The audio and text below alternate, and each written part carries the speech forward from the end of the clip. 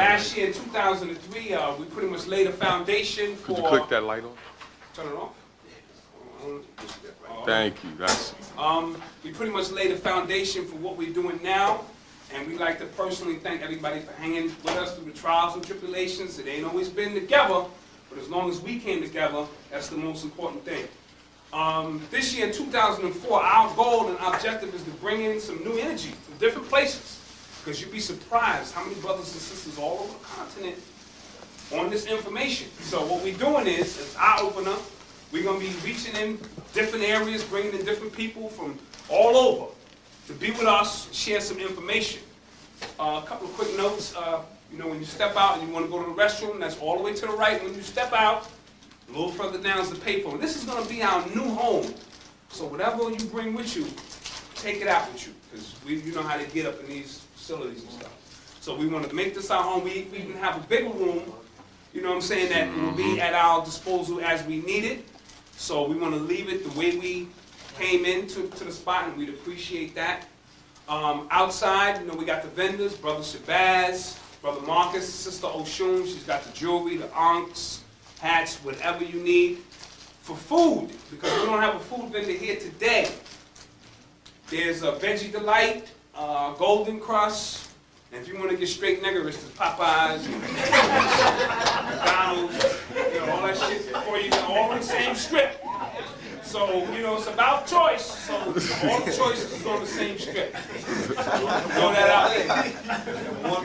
You know what I'm saying? So, choice. In February, we don't have a set date yet, but in February, we're going to do Brother Phil Valentine. You know what I'm saying? So, we don't need to say much more about that, but get on my mailing list. Hold on, real quick. I'm going to leave it over here. Email me if you can. Give me an email address, because if you give me like a regular address, I got to sit in the middle of the floor with my son, he's 10, and pay him to fold all the stuff up and put it in the envelopes, and I'm going broke because the mailing list is getting real long. So with an email address, boom, technology, you there. And you get a color flyer on the email. Like if I got to sit in the middle, you can get black and white. All right, so if that's all important, yeah, you can start passing that around. So what we're doing now is out of the womb, into the mind, the internal alchemy and external rituals of the shaman healers. The title alone said, yo, this is going to be serious. All right, and we're bringing in a brother from Fayetteville, North Carolina, by way of Brooklyn. So he's a Brooklynite, you know what I'm saying? So without further ado, let's give him a warm New York hand.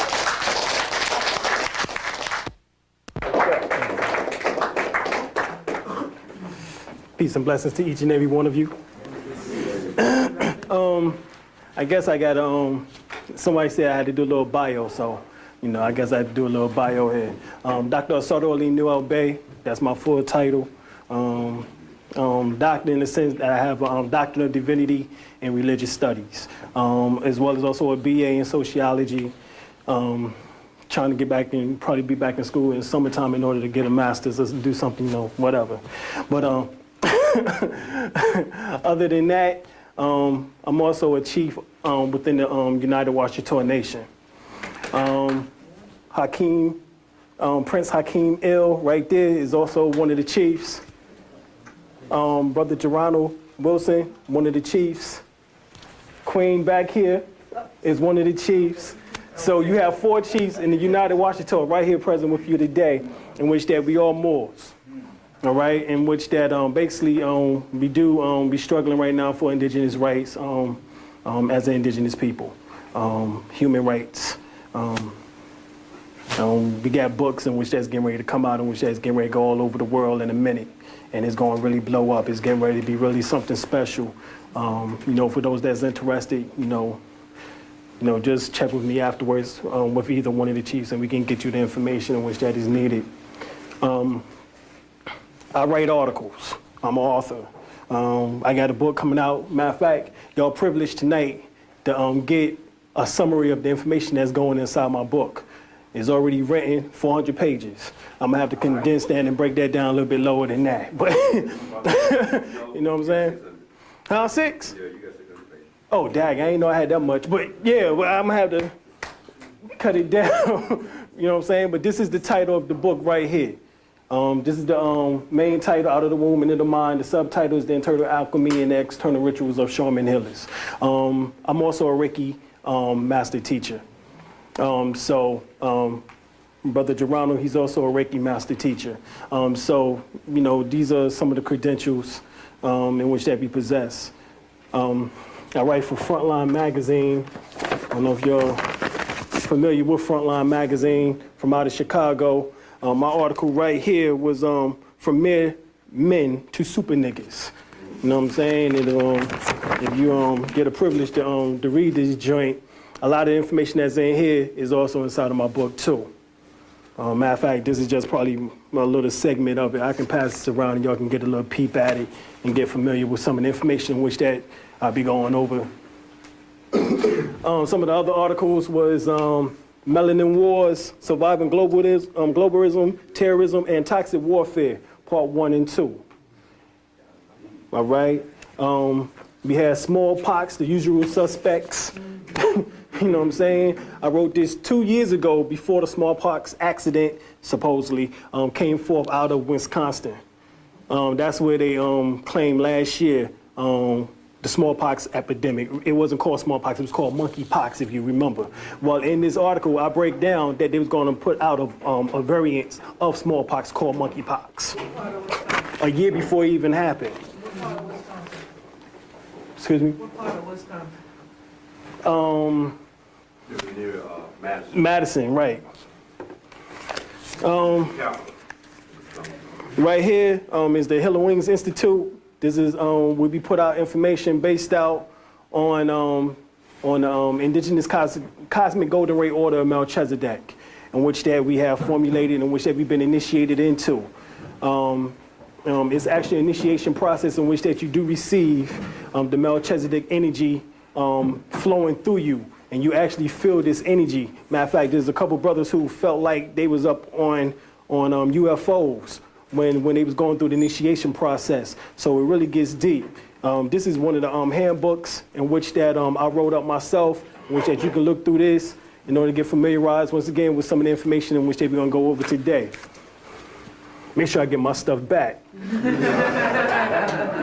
No, I'm just joking. Just joking. They won't come back sometime. Hey, we done been there. You know what I'm saying?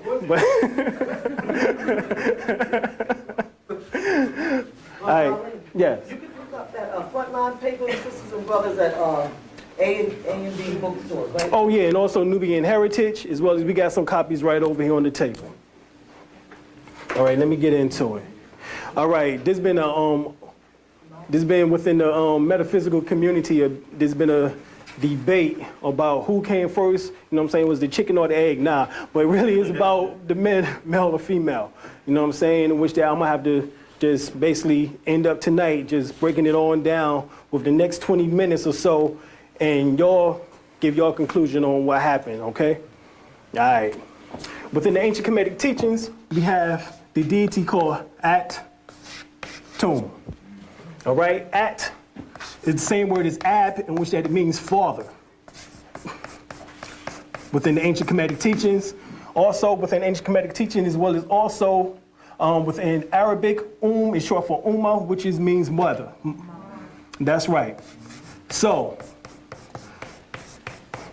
it tells you right here that within the word Atum itself, in which that we got the word Adam, and then you go back to the Old Testament, within Genesis, you find out that it speaks about Adam, that what God named Adam, he and what? She. Both. He named them both Adam. Matter of fact, let's go to it. Huh? Where you going to? Genesis? Yeah, 5th chapter, the 2nd verse. Male and female created he them, and blessed them, and called them their name Adam. Once again, male and female created he them, and blessed them, and called their name Atom, in the day when they were created. So that right there is telling you that the essence of the female and masculine energy, what? Was formulated together, androgynous. There was not one before the other one. They both was manifested at the exact same time and the exact same principle. All right. What we call androgynous is the science of when the energies was together. same energies together to this very day. We're just nothing more than aspects of those energies. Matter of fact, it's called electromagnetism. Okay? For example, you got Adam. Later on, you got this word right here, in which that it tells you really where it comes from. All right? Now, you break it down even further, you find out that the father, you get this word right here, is Patar. Patar Ra. Patar Ra is the exact same word where the word father originates from. F-A-T-H. And there it is right there, E-R. There you go. The word father. Now, you break down even further about the word father, the word fa within your so-called Holy Quran, you got Fatiha.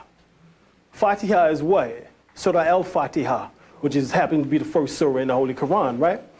Now, within there, it tells you that al-Fatiha means the opening. Well, within ancient Kemetic teachings, Patar was known as the opener. Now, this can't be no damn coincidence. You know what I'm saying? So that means that they put the book, because supposedly it was originally the 5th surah, and they moved it from the 5th surah to the 1st surah. So now, why did they move it? Well, the only one who could have moved it was the Moors, who ruled Spain for 800 years. They're the one who was privileged to the actual information coming from the Holy Quran, because the ancient Coptic Christians, who were black at the time, was the one who originated the whole theory of Islam. The religion of Islam, 75% of the Holy Quran, comes straight out from the Bible, as well as the Apocrypha, as well as the Zoroastrian scriptures. That's the whole book of the Quran. Once again, the Bible, which is the Old Testament and the New Testament, okay? The Apocrypha, which were the 18 missing books, as they say, in which that was taken out in 325 AD by Constantine, who was the emperor of Constantinople, as it was at that time, because he moved it from Rome to Turkey, in which that is now called Istanbul. All right?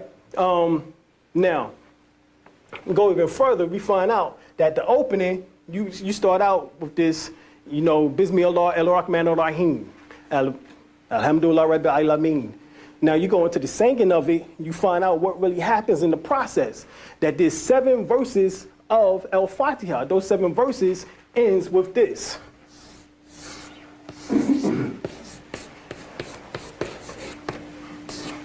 Ain. Ayin is found within the Arabic script as well as also the Hebrew script. And you find out that Ayin its symbol is an eye. One eye. Well, you go to Matthew's, the 22nd, the 6th chapter, 22nd verse.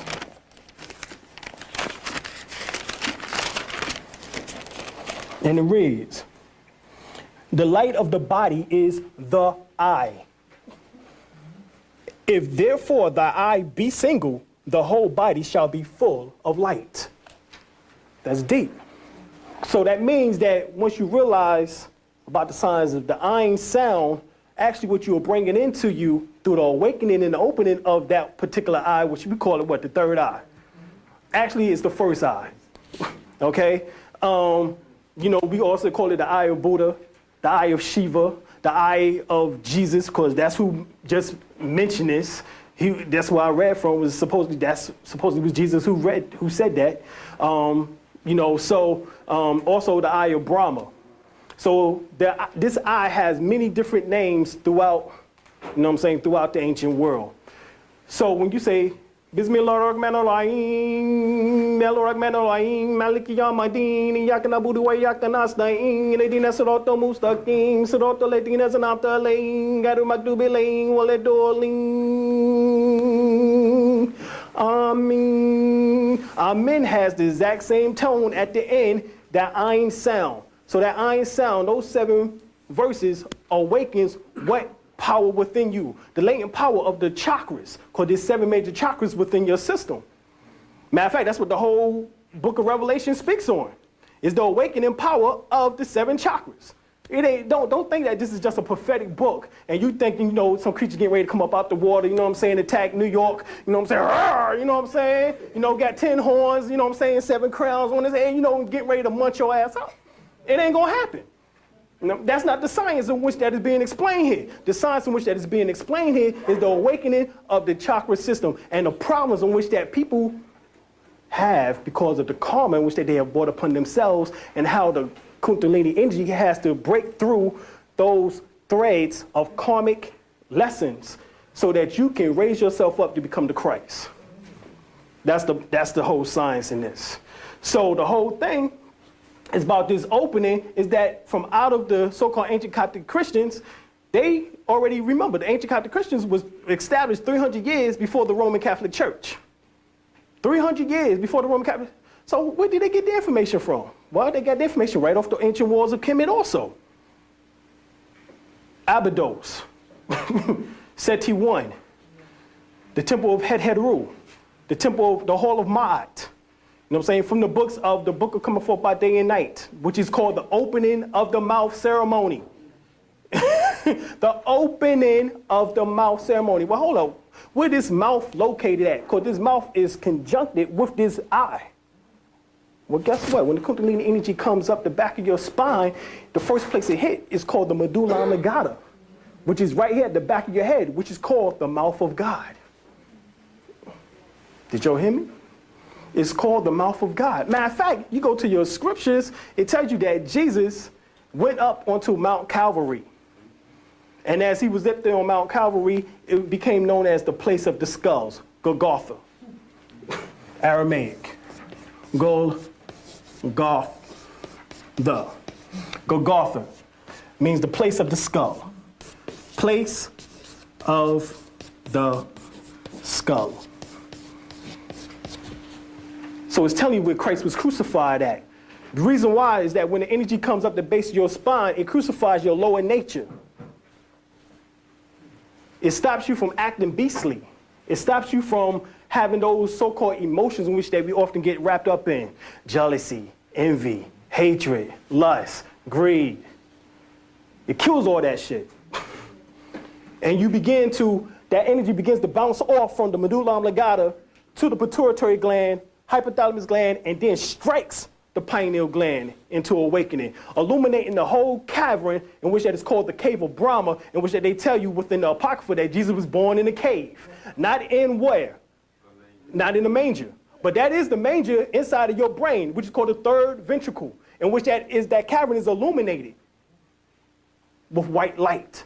And matter of fact, when you go into deep meditation, you'll see the cavern illuminate within your mind. You'll see the opening and awakening of this eye as it produced this white light. Okay. All right, let me go a little bit deeper here. Because I ain't getting no damn response yet, so, you know what I'm saying? Yeah. I ain't getting no response yet. We're going to have to go a little bit deeper here. All right, let me get back up to the mother and father. Since we done went through the father aspect, let's get on to the mama.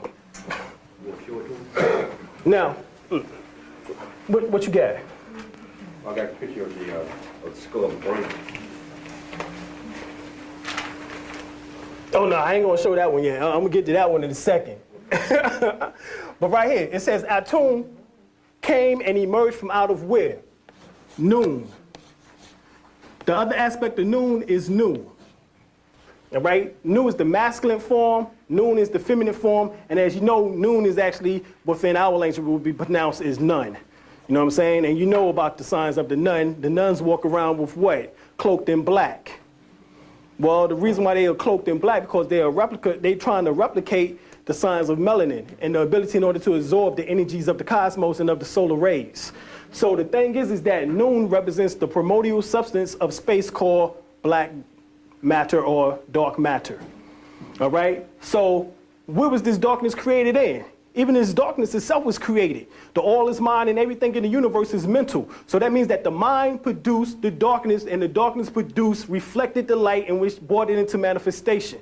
So the darkness is what produced the light, but the darkness itself was also created from the mind of the all. The mind is the producer of everything in existence. There's nothing in which that you can't think of that hasn't been produced. This table itself was once a thought within the mind of the person in which they got the material. They first had a way. Think about it. Idea, click, light bulb came on inside their head, right? You know, over the top of the head. You know, you've seen the cartoons. You know what I'm saying? And so the light bulb came over the top of the head. Boom. Oh, I got a good idea. Yo, what about? Yeah. Okay, well, then once you get that, then you got to get the material in which that coincides. But before you get the material, first you got to draw it out. Well, that's two-dimensional. Okay, then you get the material and then you produce it and bring it into a third-dimensional state. So that's the science of right there of creation. First dimension, idea. Second dimension, pen and paper. Third dimension, right here before your eyes. Actualized right here. Well, everything in existence came from the same format. Everything that you can see, touch, taste, and smell came from the exact same format. Right? Check. Check? Okay. All right. Whew, boy, all right. So, Atum emerged from out of Noon, the Nun, the mother aspect principle of the primordial substance of the universe, which is called dark matter. Now, Atum, as it emerged, came forth and created this deity here first, which is called Shu. Shu is, quote unquote, the first begotten son of Atum. But hold up, within your scriptures, it speaks about the second atom. You remember that? Jesus is called the second atom within the scriptures, New Testament. Now that's deep, because if that's the second atom is Jesus, well, hold up, what was Jesus' Aramaic name? Yah. Shu. What? Oh, you did. Oh, wow, ain't that something? So that means that Shu, hold up. Then we go back to Shu. Shu dates back to over 50,000 years ago. Matter of fact, 52,000 years ago, according to Gerald Massey. 52,000 years ago. That's two processions of equinox. Procession of equinox is one great year. Is called 26,000 years. The sun rotates around the 12 zodiac signs. So this means that this information has been in existence for at least two rotations. 2 great years. So there's something wrong, you know what I'm saying, because now coming 2,000 years ago, talking about some damn Shu, which you call Yahshua now, coming all of a sudden just into existence. This concept been around for over 52,000 years ago. So the science is that, hold up, we look here, Yah, we look here, wow, okay, Yah is supposed to mean what? It's supposed to be good, Wah is supposed to be bad. You know what I'm saying? Good is supposed to be electrical.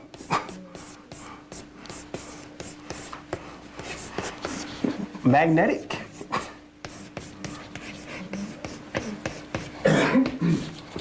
Okay. Masculine, as we would say. Feminine.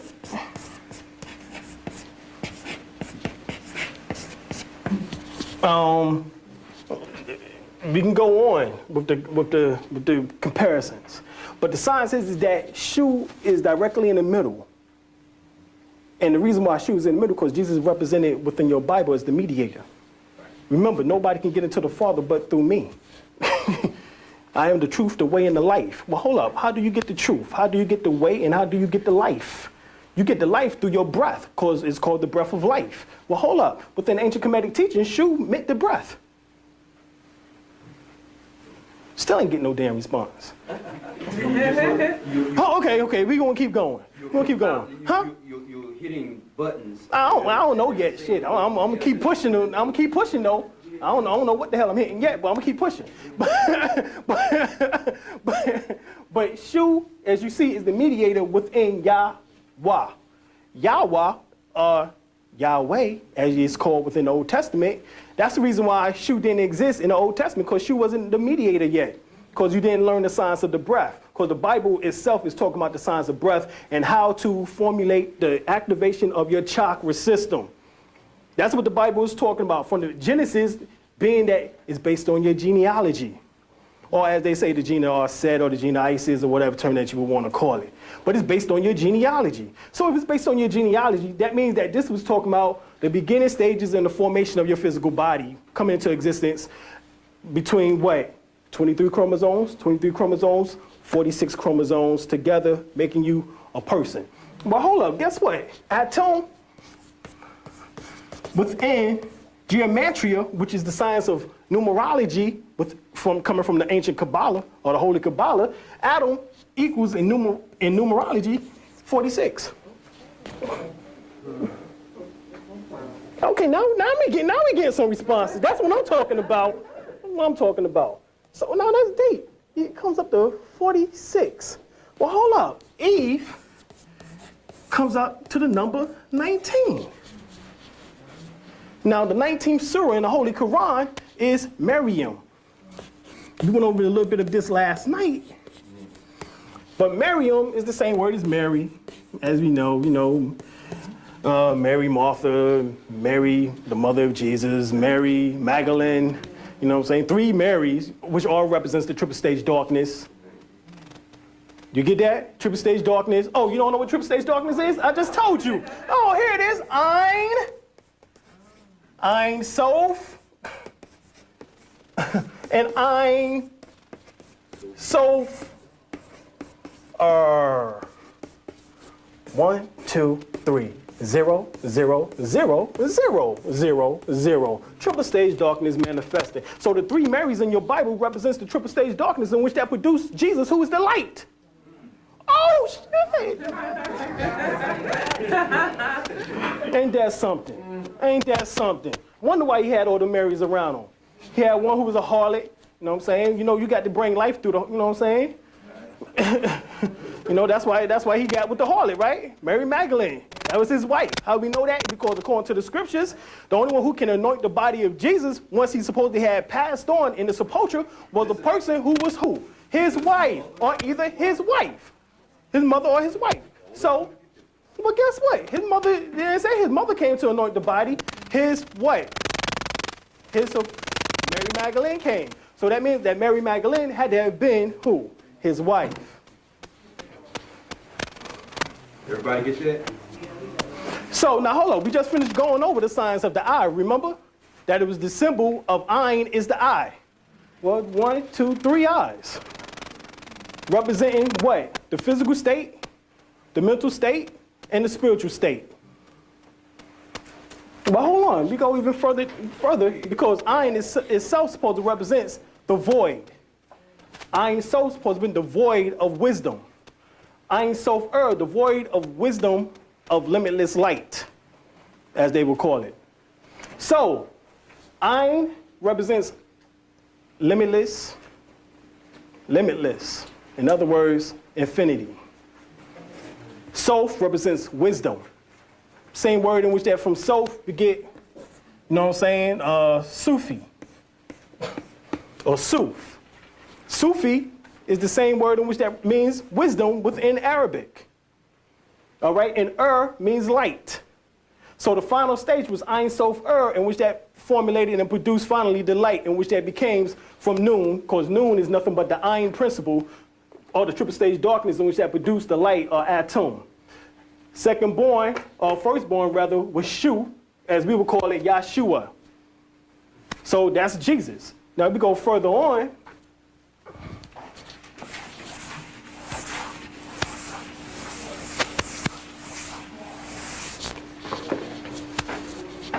Mary actually come from this ancient term in which that is found all over the world. It's Maya. You go to the Vedic text within the Hindu culture, you'll find the term Maya. You go to Mexico, the civilization, ancient civilization of the Olmecs and of the Olmens and of the Incas, the Aztecs, and the Mayans. Matter of fact, the word Mayan came from here, the term Maya, because they are the ones in which that who fell up under the science of this magic. Maya itself is magic. It's the illusion. And the way in which that you can use your willpower in order to manipulate that magic. Or better yet, that any principle, you know what I'm saying? That's what you use. You use the power of the what we would call willpower. Let's say it like that. You will use your willpower in order to manipulate any event in which that you find in which that there's a need to do so. And by doing so, you will use the science of the illusion, because all of this is a hologram. You have 76 trillion cells in your body, and each cell is nothing more than a mere copy of your whole body. That's the science of what? Cloning. I can take a strand of your hair, a skin flake, a speck of blood, and supposedly, theoretically, according to science, they can clone a whole you, right? Now, the only way in which that it can be was that means if that was a hologram. You get this? So that means that you're a hologram. So now that you realize that you're a hologram, then hell, what do a hologram need in order to survive? Bingo, you need light. So right there, I just finished reading to you that Jesus said when the eye is single, the whole body is be filled with light. That means he was telling you the science on how to draw in the cosmic golden ray energy and produce whatever you want into existence. In other words, he gave you the whole science of manifestation right in that one verse that I read. How do you bring down this energy? Well, consciously. That's how you bring it down. I'm getting to the consciousness in a second. But check this out. We got Shu. We got Atum, Shu. Shu's sister was Tefnut. Then you had Geb, Nut. You had Asar. You had Aset. And you had Set. And you had Nebhet.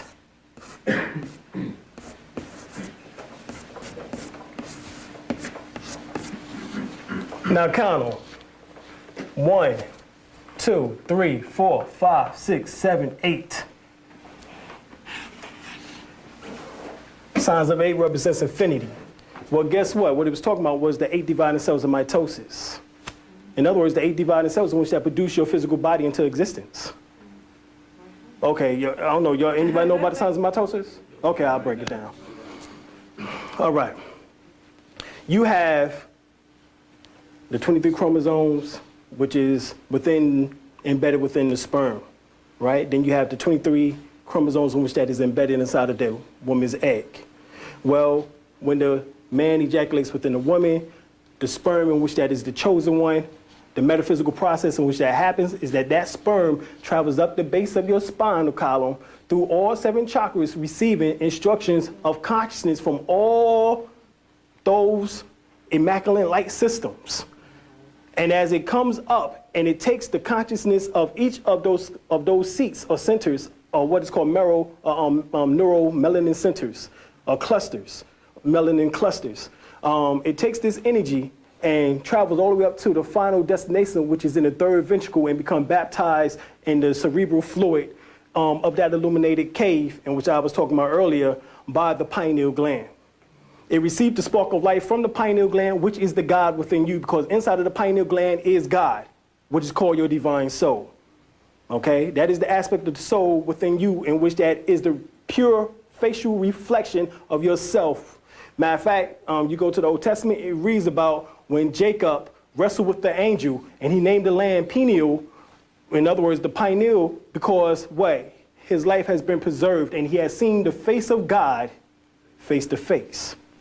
So if you want to see God face to face, that means that you must raise that energy up, called the Kundalini energy, to that pineal gland. But when the sperm goes there, become baptized in the cerebral fluid, it travels back down the spinal column, back to the testicles in order to wait to be ejaculated. With the 777,777,707, anyway, this is how many.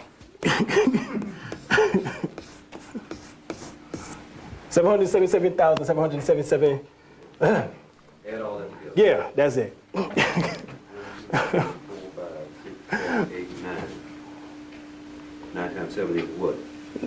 63, and 6 plus 3 is 9. 3 was 9. Right. 9 is. Anyway, y'all know what 9 is, right? Nine is the highest. 9 is the highest number. You know what I'm saying? Because you start another cycle. Right. After the 9, you start another cycle.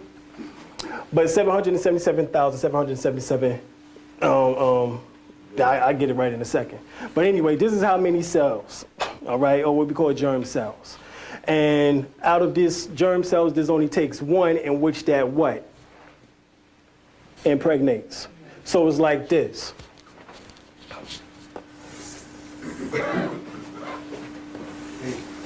This is the egg. As the sperm flows, and as it attaches, the head of the sperm blows up, the tail breaks off, and the head blows up to the exact same equivalent size of the nucleus of the egg, in which that begins the process of what is called mitosis, in which that at this point, the 2 become the 4,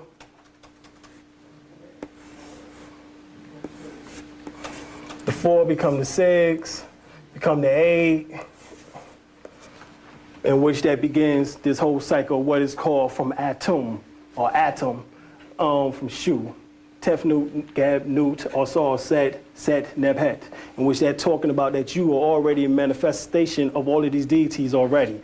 So whenever you call on any aspect of these deities, the only thing you call it on is the aspect of yourself. Because these same 8 cells are the same cells in which that never changes in your body. Out of all the 76 trillion cells in your body, these 8 cells never change. They still keep the exact program from the day that you was born to the time that you pass on. Now there's a science too on, this is what is called the egg of Geb. Geb is supposedly have laid this egg. He was known as the goose that laid the golden egg. And Geb, other name is called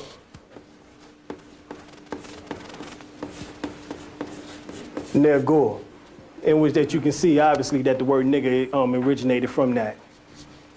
So that means right there is that the divine science is that you are the nigger. And guess what? Within the ancient Kemetic kingdom, in ancient times, the king title actually was not Pharaoh, because Pharaoh is a name in which that came about in the 16th dynasty by the Hyksos, who was the invaders. The name for the Pharaoh, as we would call it then, was called Negu. The word Pharaoh means White House. Or House of Fire. Where's the president? Okay. That's just a tip of it. Negu. So Negu is the same word as Negu. Same word. Just take out the vowels. So Negu is the science of who you actually are. Within ancient texts, it also speaks about the so-called Negu being the serpent people. The serpent people, the serpent race. And is known throughout the world in ancient times of who they were talking about was talking about us. The people who had the ability in order to control the Kundalini energy. The word Kundalini means serpentine fire. You had the ability at one time to control that power within you. For those that don't know, the Kundalini energy, even at the base of the spine, is 6,000 degrees Fahrenheit, which is equivalent to the surface of the sun. That's why if you raise that energy up improperly, your ass can spontaneously human combust. Now, of course, it won't happen to black folks, you know what I'm saying? But, we got too many damn reports of that happening to white folks over the last 100 years. It's been documented. Matter of fact, there's a book called The Spontaneous Human Combustion in which that you can get, in which that document, and it was all white folks that blew the hell up. You know what I'm saying? Blade style. You know what I'm saying? And then, all of a sudden, you know what I'm saying? I ain't gonna, that's what happened. But this is the reason why, you know what I'm saying, they don't want you using the word nigger, because that taps you back into that sound in which that originated your whole physical existence into being. So they want to take away that divine origin of the word nigger and just give you a substitute. Oh, you African. Which nothing wrong with that if you understood the divine science behind the term African. You know what I'm saying? It's not African, it's actually Afrakam. Afrakam. Af means body. You know what I'm saying? Ra means sun. Cam means black. You got a black body in which that is filled with the energy of the sun. So yeah, you are Afrakam, but you ain't no damn African. I don't know what that is. You know what I'm saying? Supposedly that meant what? A land that was separated some damn well. Well, within Arabic, that's what it means. It means a land mass that's separate. You know what I'm saying? All right. Everybody following so far? Yeah.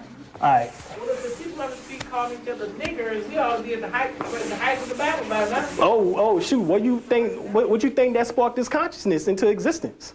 It wasn't until that we started using this term in an endearment way in which that sparked this consciousness of metaphysics into existence. Before that, when everybody was back in the 60s and 70s talking about, no, we can't use that word, boss. It wasn't until the 80s and 90s that we started saying it, you know what I'm saying, in which that sparked a revolution in the science of what? Metaphysics. So it is doing what it needs to do. And that's sparking us back into the gods in which that we are.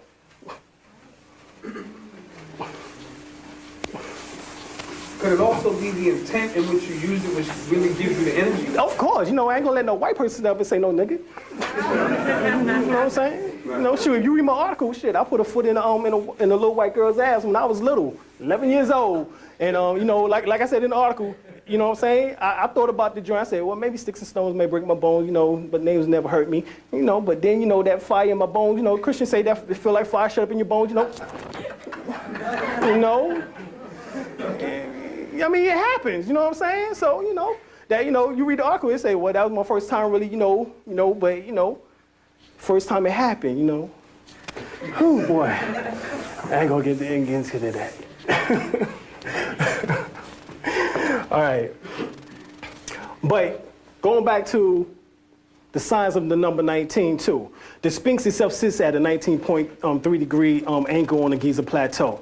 It sits in the center of the Earth. Okay, so they geared everything at that 19-degree angle on the centered mass of the planet Earth. At 19 degrees on the other side of the planet was the Hawaiian Islands. If you go to Mars and you lay down a 19-degree angle, which is actually like this. This is how you get the 19-degree angle. Is overlaying it with a 6-pointed star, and it's right here. Okay. At 19 degrees. On Jupiter, if you overlay the 6-pointed star, well, guess what? The red dot will show up at this 19.5 degree angle. If you did this on Earth, it would come up on the Hawaiian Islands. If you did this on Saturn, huh? I already said Jupiter, didn't I? Did it? Oh, okay. All right, tell me something.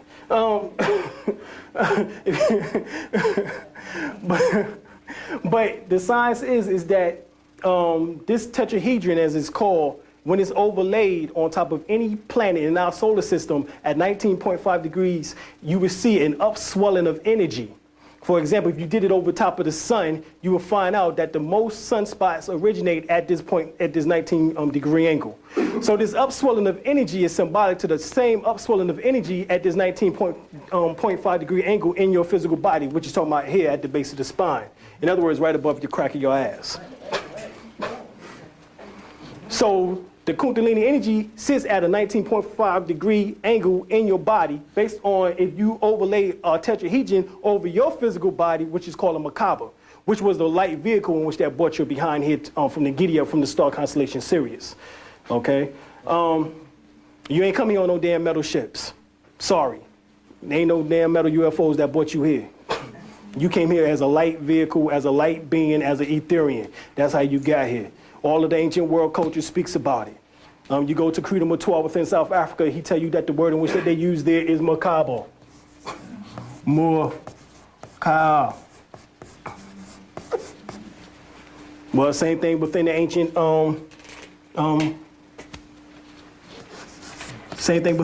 Hebrew, Holy Kabbalah text. Merkaba.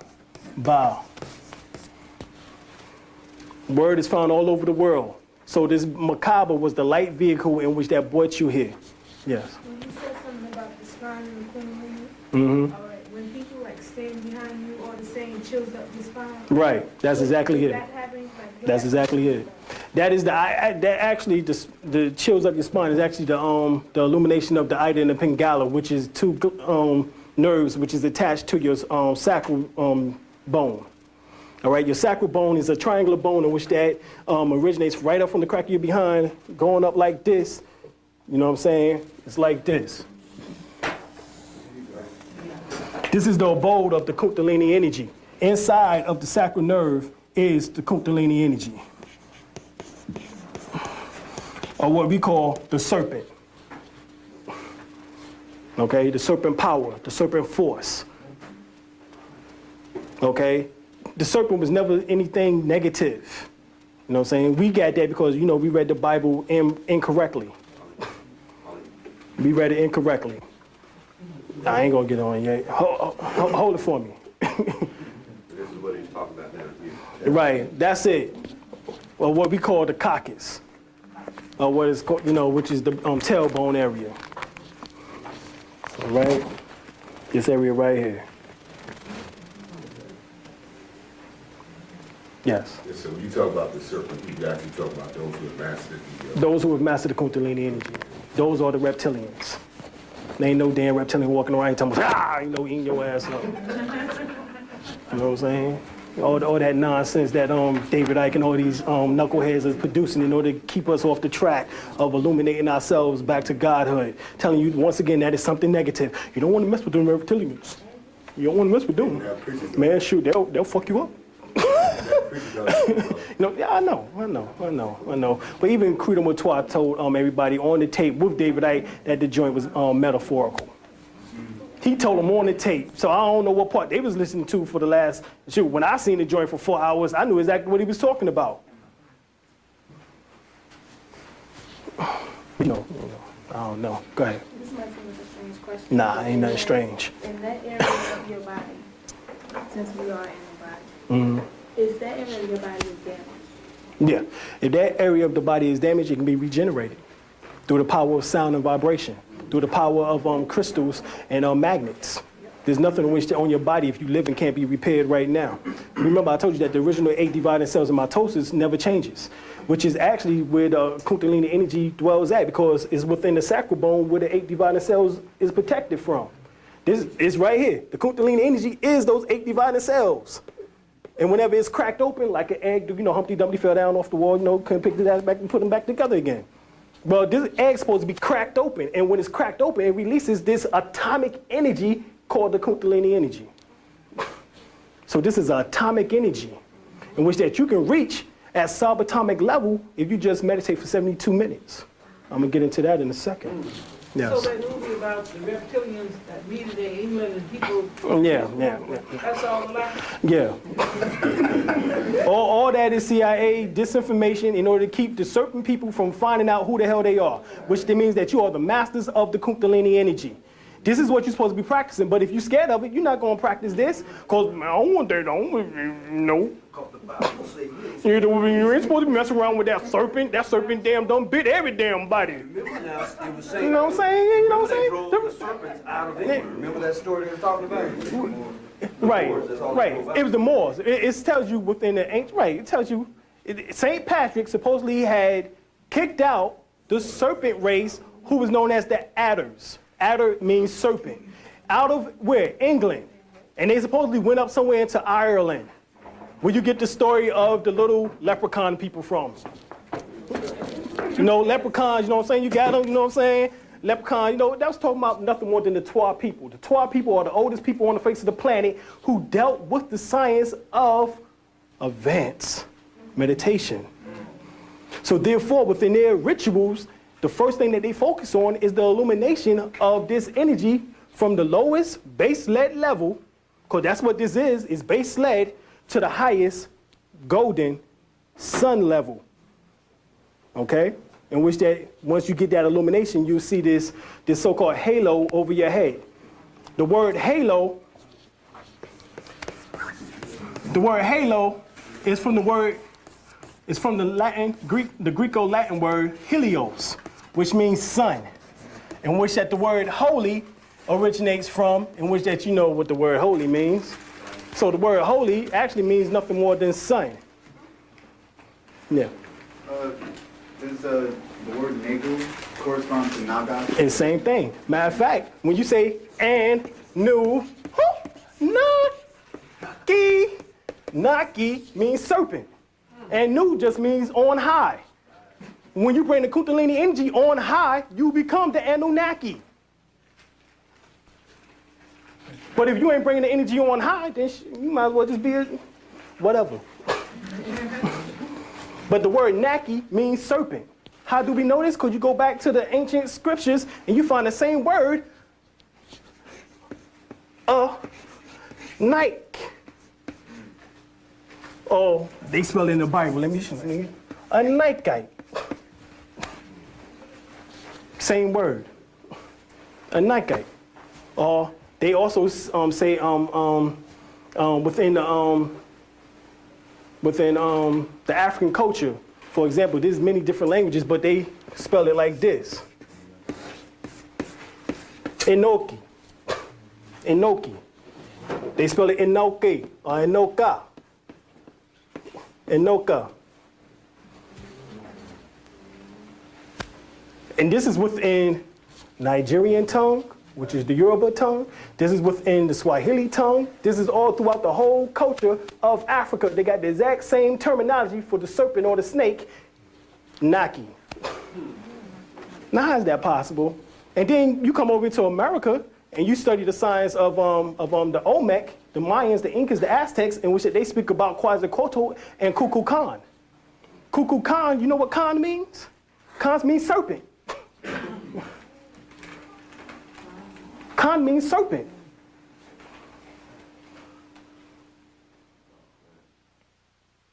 Okay. You know, this is what he's afraid of. He's afraid of your illumination. You know what I'm saying? Why he think he taking the name, calling himself the Illuminati, when he can't produce not one bit of spectrum of light. You know what I'm saying? He can't even live up under the damn sun that give life to everything that's here. So how the hell can he be the illuminated one? What's this thing with them exploring Mars now? And nothing. No. There's another distraction in which that they want everybody to focus their attention out there to the moon and to Mars while they fuck up shit here. And that's the truth of the matter. You know what I'm saying? They have never gone to the moon. They have never gone to Mars. You know what I'm saying? All of that is, once again, CIA disinformation. They want us to think that they have greater technology than they actually have. Everybody knows. Right. Right. It's the same thing. And that's what I'm talking about. It's the hologram. You know what I'm saying? Everything that exists outside of you is inside of you. Matter of fact, we'll go over that. The 3 stars in Orion's belt is nothing more than the 3 major glands in your brain, which is the design of the Giza Plateau. You got the hypothalamus gland, the pineal gland, and the pituitary gland, and they all sit in the exact same formation as the 3 pyramids on the Giza Plateau and the 3 stars in the Orion belt. Is that something? Is that a coincidence? Come on, I mean, come on. If I cut your head open sideways, and I'm looking at 3 major glands in your body that sits in the exact same pattern as the 3 stars in Orion belt, which is supposedly external of yourself. That's the only reason why astrology works, is because of the fact that it's based on the human body. Because that is an illusion out there, and the real shit is here with you. But even this here is still a hologram itself. So you got to learn how to manipulate this hologram, this illusion. And you can manipulate it in any way in which that you see fit, because you are the all, and everything in this universe is mental. So the thing is that if it's mental, that means that everything is based on consciousness. And the problem has been consciousness. So let's get into consciousness.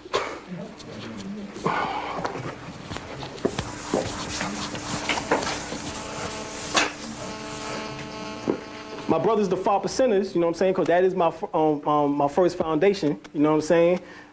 We was taught that there was 5 levels of consciousness. I go into 6, you know what I'm saying? Plus 1 more, in which that actually makes 7. You know, we go into the fact of personal consciousness,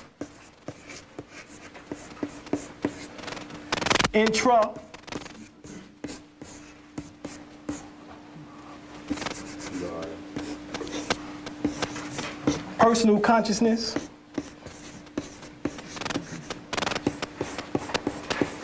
Get some more chalk already.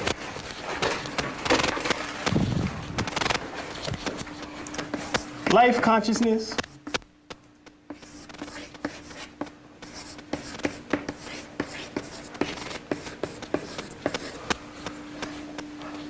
Subconsciousness.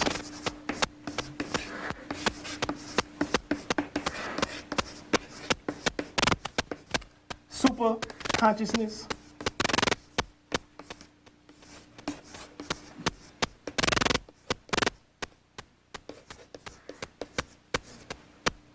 Magnetic consciousness.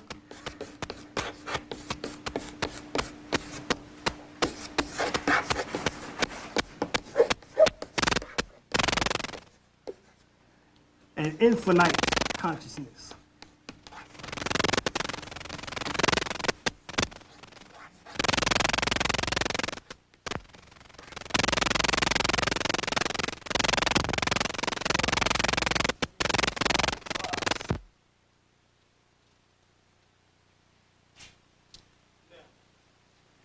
Each conscious level is related to the 7 chakras. Interpersonal consciousness is related to the first chakra, which is called the base or root chakra. This is the conscious level in which that basically is about me, myself, and I, about survival. Okay? In which that most of the time, you know, that's what it seems like these niggas are on this planet is on right now, if you just look around. So that means that the white man and caste is, this is the fall of man. The fall of man is about the fall of consciousness within man himself. Man means intelligence, higher mind. That is the science of the word. Look up in the Webster Dictionary, you find out that the word man means mind. The mind. So the mind of man fell. This is the fall of man. And he fell from infinite consciousness to impersonal consciousness. So interpersonal consciousness have a nigga stuck on survival. It's all about doing right. It's all about the Benjamins, baby. You know, right?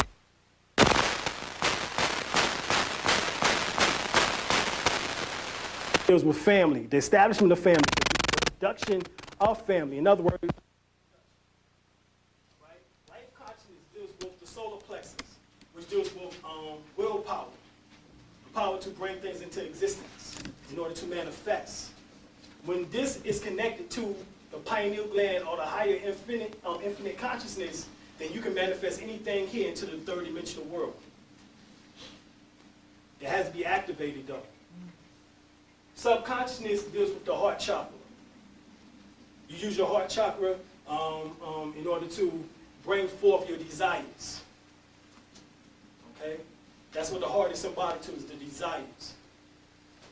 Or what is also called the desire body. Superconsciousness deals with the throat chakra. Is at this point in which that you can express yourself fully to, you know what I'm saying, in order to manifest through the voice, through sound, all right? Magnetic consciousness is dealing with the pituitary gland. It's called the queen of the kingdom, which is talking about the dome, which is talking about the head. Then infinite consciousness is dealing with the pineal gland. The awakening of the pineal glands taps you back into your immortal body, which is talking about your spiritual soul or your higher spiritual body, which is called your soul body, okay? For example, this would be the dwelling place or the abode in this interpersonal consciousness of the Kundalini energy in its lowest state.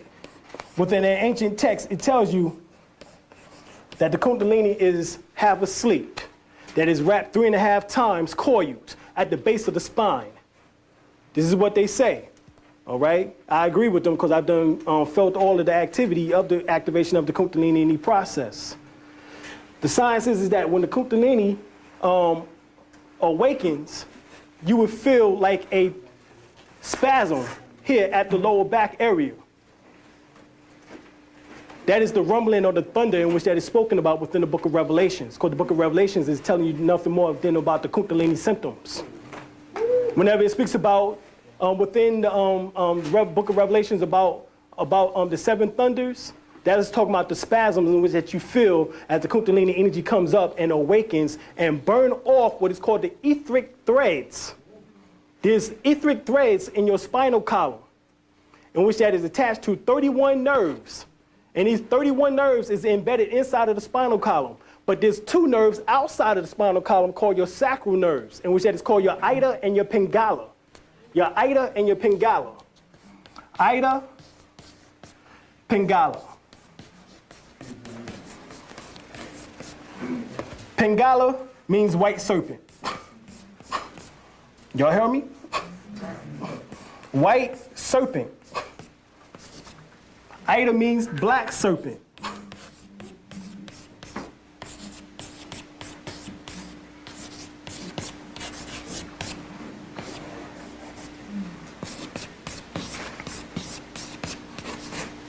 Excuse me, Yes. a question. Mm-hmm. When you spoke this second, Mm-hmm. the spasm, Right, back, right. burning off, is that what caused a lot of back pain? Are you No, talking about no, no. Just a sensation? It's just a sensation. The pain itself could probably be problems within the karmic lessons of life, or it could be the manifestation of actually some type of fraction, you know what I'm saying, based on if you hit your tailbone in an unusual way, in some process like that, or if you was in a car accident, if you was, you know, anything, you know what I'm saying? Brother Geronimo says kidneys, you know, problems, but, you know, to me, that's the next chakra, you know, up that's related to the navel chakra. The base chakra, as we call it, is right here situated at the base of the spine. So it's not gonna cause pain, it's just a... No, it's just gonna be a rumbling. That's our- It's just like my hand moving, just like this. And, you know, if you do your hand like this, then you ain't got no discomfort from doing this, but this is how it is gonna go.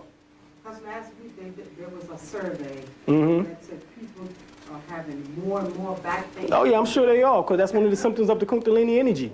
Yeah, they said Man. more and more back pain. Man. And most of that is attributed to the, again, kidneys being right there, the two that balance the scales that represent the Libra.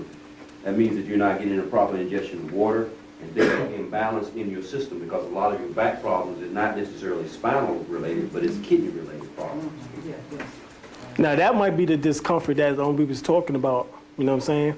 But, you know, that's connected to the navel chakra, because the kidneys are directly behind the navel on each side, you know, which is like just a little bit right here, which is right above here. This is where the Kundalini energy is the abode at, but right above it is the kidneys, in which that it does extend from the first chakra to the second chakra is extended at that point. But right here, the Ida and the Pingala is the black serpent and the white serpent. These 2 nerves sits like this.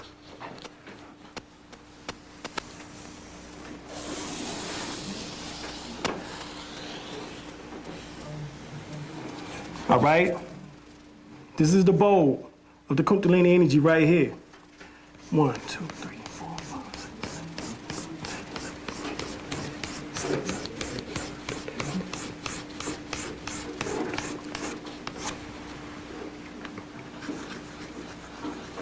Directly sitting in the center of the brain is the pineal gland that overlooks the 3rd ventricle.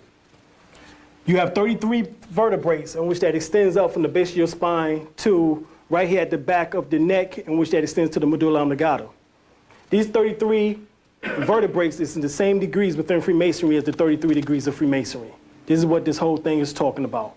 The Scottish Rites. The Scottish Rites have 33 degrees. The York Rites has 7.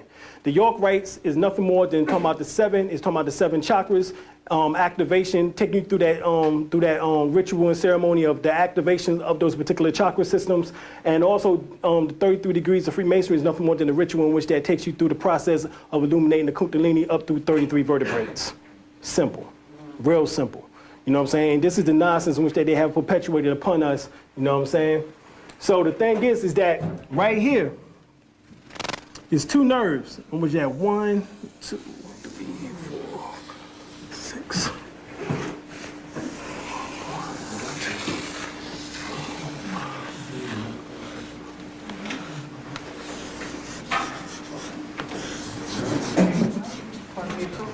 Exactly. This is right. This is the winged serpent. the winged serpent with the sun disk, which is called Atan, the sun disk. All right, Atan was the winged serpent. These are the two serpents as they come up through the base of your spinal column, what is called your sacral nerves, the ida and the pingala. The ida is on the, this is the same thing within your Bible. Remember, Jesus sat between the so-called two thieves? Here it is. When it tells you Jesus sat through the two thieves, what? The one on the left hand side said, "Yo, if you be the Christ, don't you get yourself down from here?" He said something negative.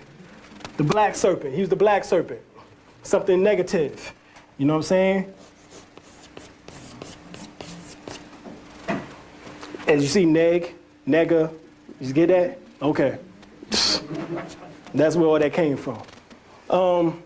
Then the one on the right side said, you know what I'm saying, chill, leave that man alone. As a matter of fact, yo, won't you remember me when you get in paradise, yo? You remember that one? He the one who said, yo, I'm with you. You know what I'm saying? Because I ain't got no choice. You know what I'm saying? You the last, you the one that's come talking this stuff. So, I got to believe right now and never. You know what I'm saying? Representing the white serpent.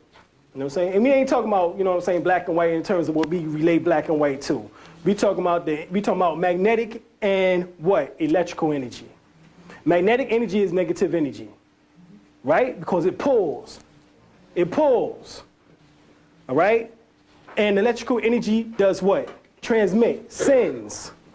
You get this? It's just like a socket, and prongs. Prongs is the electrical portion. The sockets is the negative portion. AC, DC, you plug that joint up, boom, light. Two prongs, it won't work, will it? Two sockets won't work, will it? You know what I'm saying? So that's telling you right there how you create light. You know what I'm saying? Even on the physical manifestation through sexuality. And this is what this actually comes back to, too. Because that's the quickest way in order to raise yourself spiritually is through the act of intimacy. But that's something else. We still dealing with consciousness. Let me get my ass back over. Let me get back over here. Let me get back over here.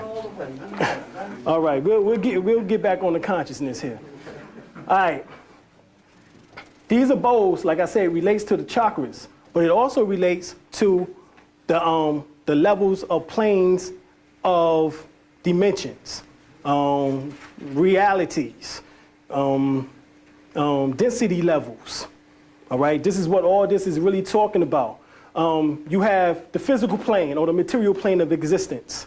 You have the astral plane of existence. You have the emotional plane of existence. You have the mental plane of existence. You have the causal plane of existence. You have the spiritual plane of existence, and you have the soul plane of existence. This is all symbolic of what is within you. Once again, the soul is God, so therefore, when you send the Kundalini energy up to the soul aspect, which is inside of the pineal gland where it's embedded at, you receive infinite consciousness. Infinite consciousness means that you have developed your immortal body. Therefore, there's no need for you to fear death, because you are that you are, you always was, always will be. You everything in existence, because everything infinite is yours. And that's everything, right? That's everything. It's supposedly infinite, you know what I'm saying? Infinity means what? Forever, eternal, everlasting. You know what I'm saying? It goes back to the Aquarian Gospel of Jesus Christ, which is talking about time never was when man was not. Okay, we'll keep going.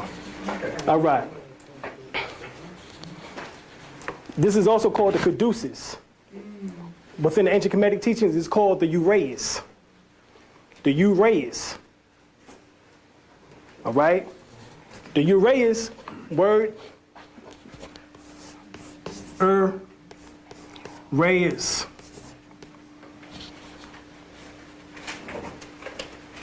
Uraeus. Hold on. I think there's E.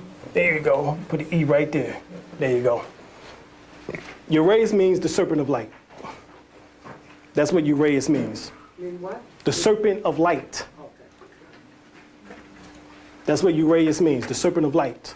So, when you ever seen a picture of the Aurora Boreas, who ever seen that, the serpent biting his tail? Yeah. The Aurora Boreas is the eternal, timeless everlasting principle of a person who have mastered the Kundalini energy inside of themselves to bring it up the base of the spine to the top of the head and then back over. Back to the perineum and back over. In other words, the regeneration of life within yourself. Once you have mastered that technique, then basically there's nothing in which that you can't do. Once you have mastered that technique, you can actually transform your body into a light vehicle or a macabre once again and actually transcend space and time. I'm talking about stargates type of shit. Really. You know what I'm saying? Stargates mean that you're able to slide from this dimension into the next. This is the only thing this is what the ancestors used to teach us. They knew all of this. How you think we got here? That's how we got here. You know what I'm saying? All right. Leave this on the board. Let me go to this one here. Better than our spiritual songs that you word. Huh? It's better than our spiritual songs, the old song. That's right. If you listen to them good and Yeah. Swing low, sweet chariot, coming forth to carry me home. That's deep. You know, you talking about a chariot coming forth to carry me home? You know what I'm saying? You know, we still thinking, you know, little tin metal ships coming down. Hey, you know, let me take you up. Let me conduct some experiments, some anal probes. Because this is the nonsense that these Europeans is telling us. This is the nonsense that they're telling us, right? You know, they get snatched up, you know, you go to a cow, you know, to a field, you know, see dead cows, you know, guts gone and everything, and we like, oh. Wow, man, oh, must be something to this stuff here. You know what I'm saying? You know what I mean, they got us so caught up, you know what I'm saying? They got us so caught up on this nonsense, you know. But,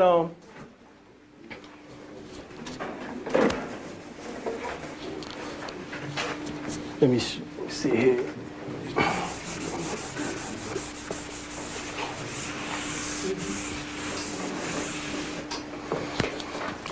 Let me go through some of this information here. Everybody know this symbol here, right? This is the signs of the yin and yang, in which that we went over earlier, which is Atum. Atum is, once again, is the father of masculine principle already in creation. This is the same signs as the yin and yang, positive and negative, electrical and magnetic. Same science. It's telling you that everything was brought into existence simultaneously. Matter of fact, that's what the seven principles of Tahuti is based on. The seven principles of Tahuti is based on what? Mentalism.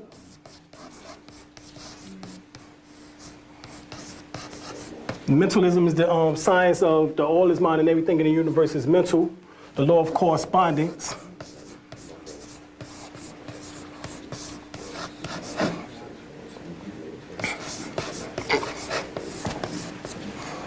Polarity.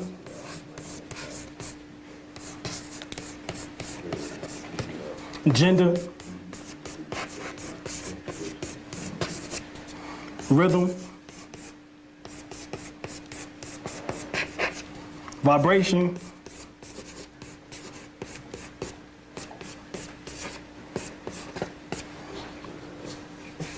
Cause and effect, or what they call karma.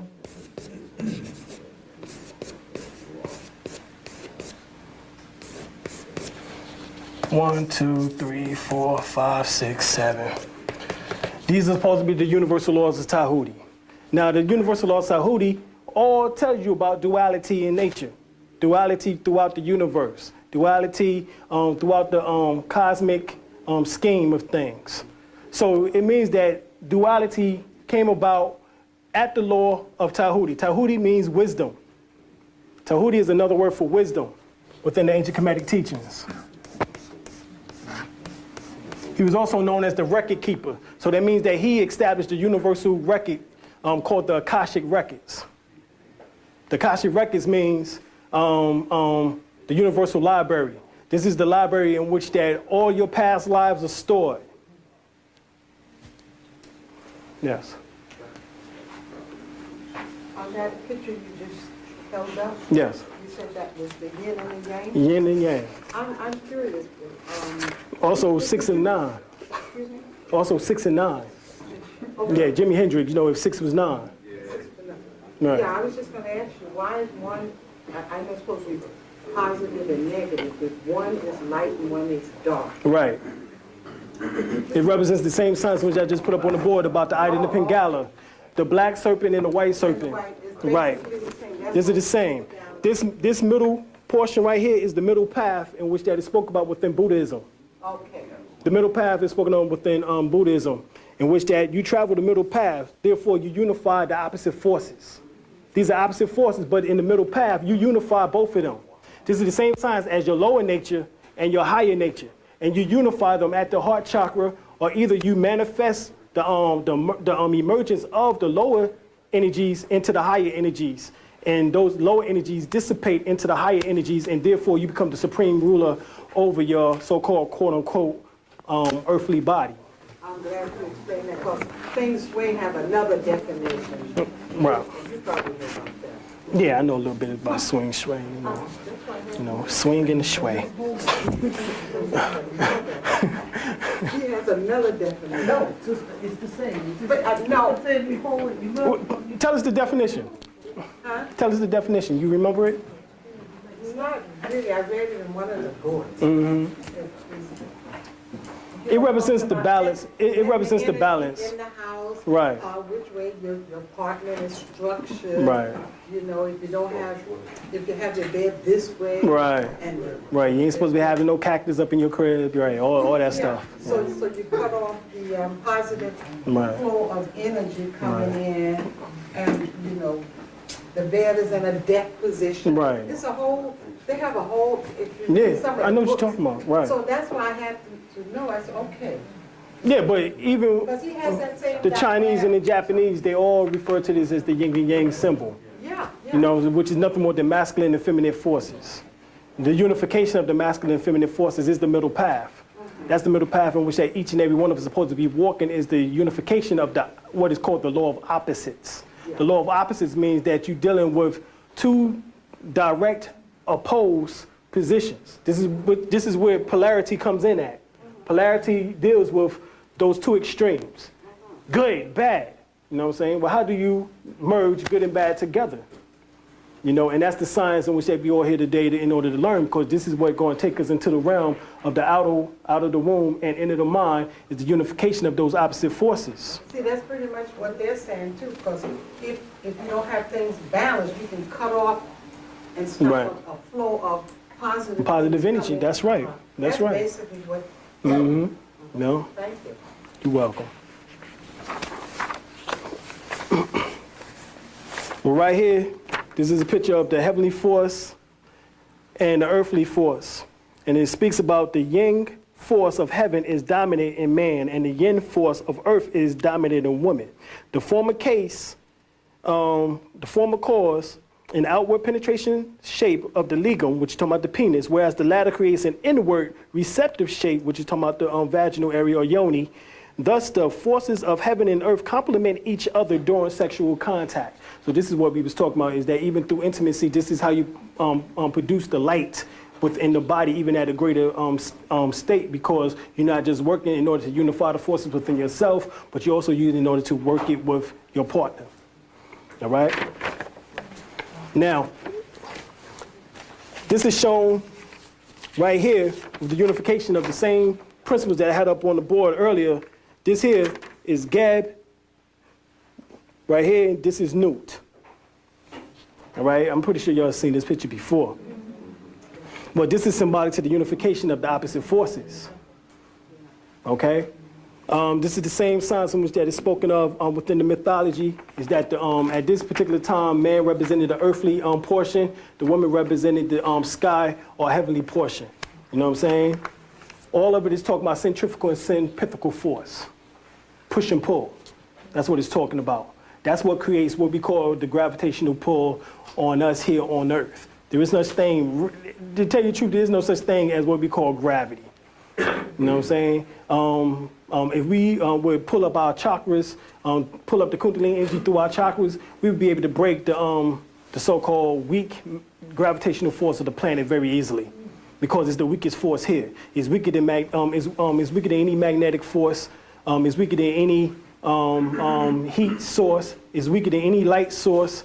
the gravitational force on this planet is the weakest of all forces on this planet. It's the weakest. So that means that we shouldn't have no problem in order to escape from planet Earth. Not just New York. You know what I mean? All right, right here, this is the first encounter. This is talking about right here, Ninti and Enki producing, supposedly the first beings into existence. Zechariah Ascension will have us to believe this is why I'm getting ready to hit these cats at, because they done had us spinning our heads around for the last 10 years in some stupid nonsense. Zechariah Ascension, whoever, y'all know Zechariah Ascension? Russian Jew that worked for the CIA? Oh, okay, well, I'll tell you about him then. All right. Within his books, he got when time began, the 12th planet, the Lost Realms. That's a good book, though. Get the Lost Realms book. That's the only one I can recommend from this cat. Yeah, Close Encounters, whatever it is, Encounters or something. Divine Encounters, that's what it's actually called. Genesis. Talking about Genesis. What is it? That's it, Genesis Revisited. Thank you. I knew there was something else that went along with that. You know what I'm saying? But in these books, he speaks about how the ancient Sumerians, who was called the black-headed ones, and how they were supposedly created by these gods that came down out of heaven called the Anunnaki. And the Anunnaki came here and said, hey, we're going to take this ape, and we're going to put him in you, girl. And you're going to give birth to it. And then, we're going to try to, mix it up, make it look like something so we can force it to work for us and dig these gold mines. Right. And supposedly this took place in South Africa because, we got all this damn gold there. So you might as well put niggas there, in order to, dig the damn mines, right? But this is the nonsense in which that he's perpetuating.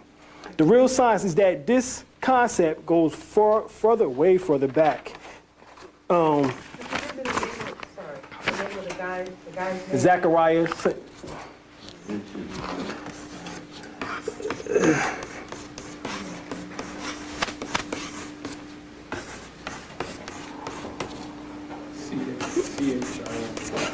That's it. Zechariah Ascension.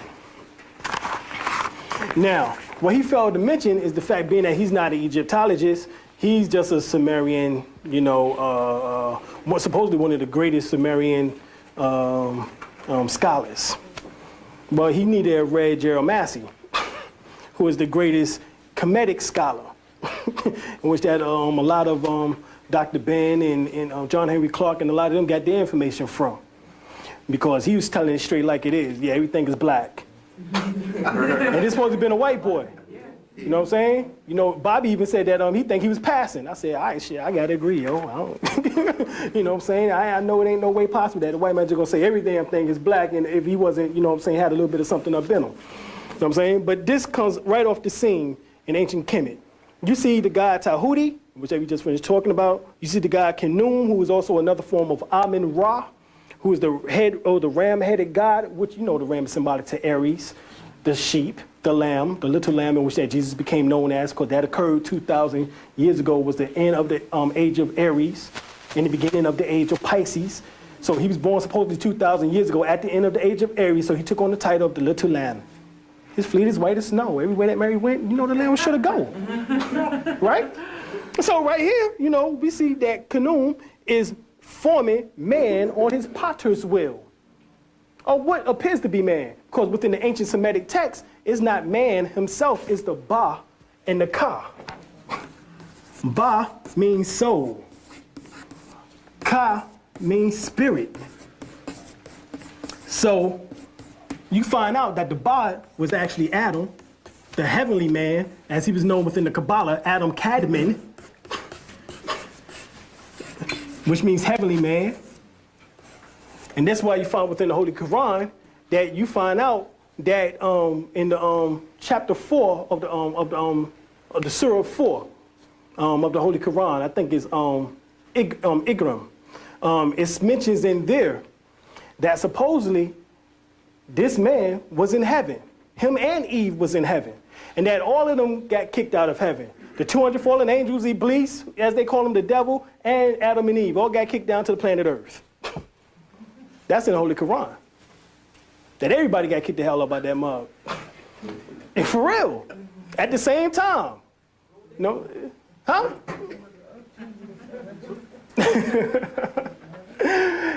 Eve is the spirit. She represents the Holy Spirit, or the Kundalini energy. That is the Holy Ghost inside of you. That is the fire trapped up in your bones, is Eve herself. Matter of fact, Adam is symbolic to the Ba, which you find out within ancient Kemetic teachings, that is Osar. Eve is another form of Aset. So you find out that Khnum made both Adam and Eve on his potter's wheel. So this is actually God who formed man from the dust of the earth. Was talking about Khnum. Well, Khnum, within the ancient Kemetic terms, guess what the word Khnum means? Who got the my joint? Like that. Oh, no, my other joint. And see, there's some pages slipping.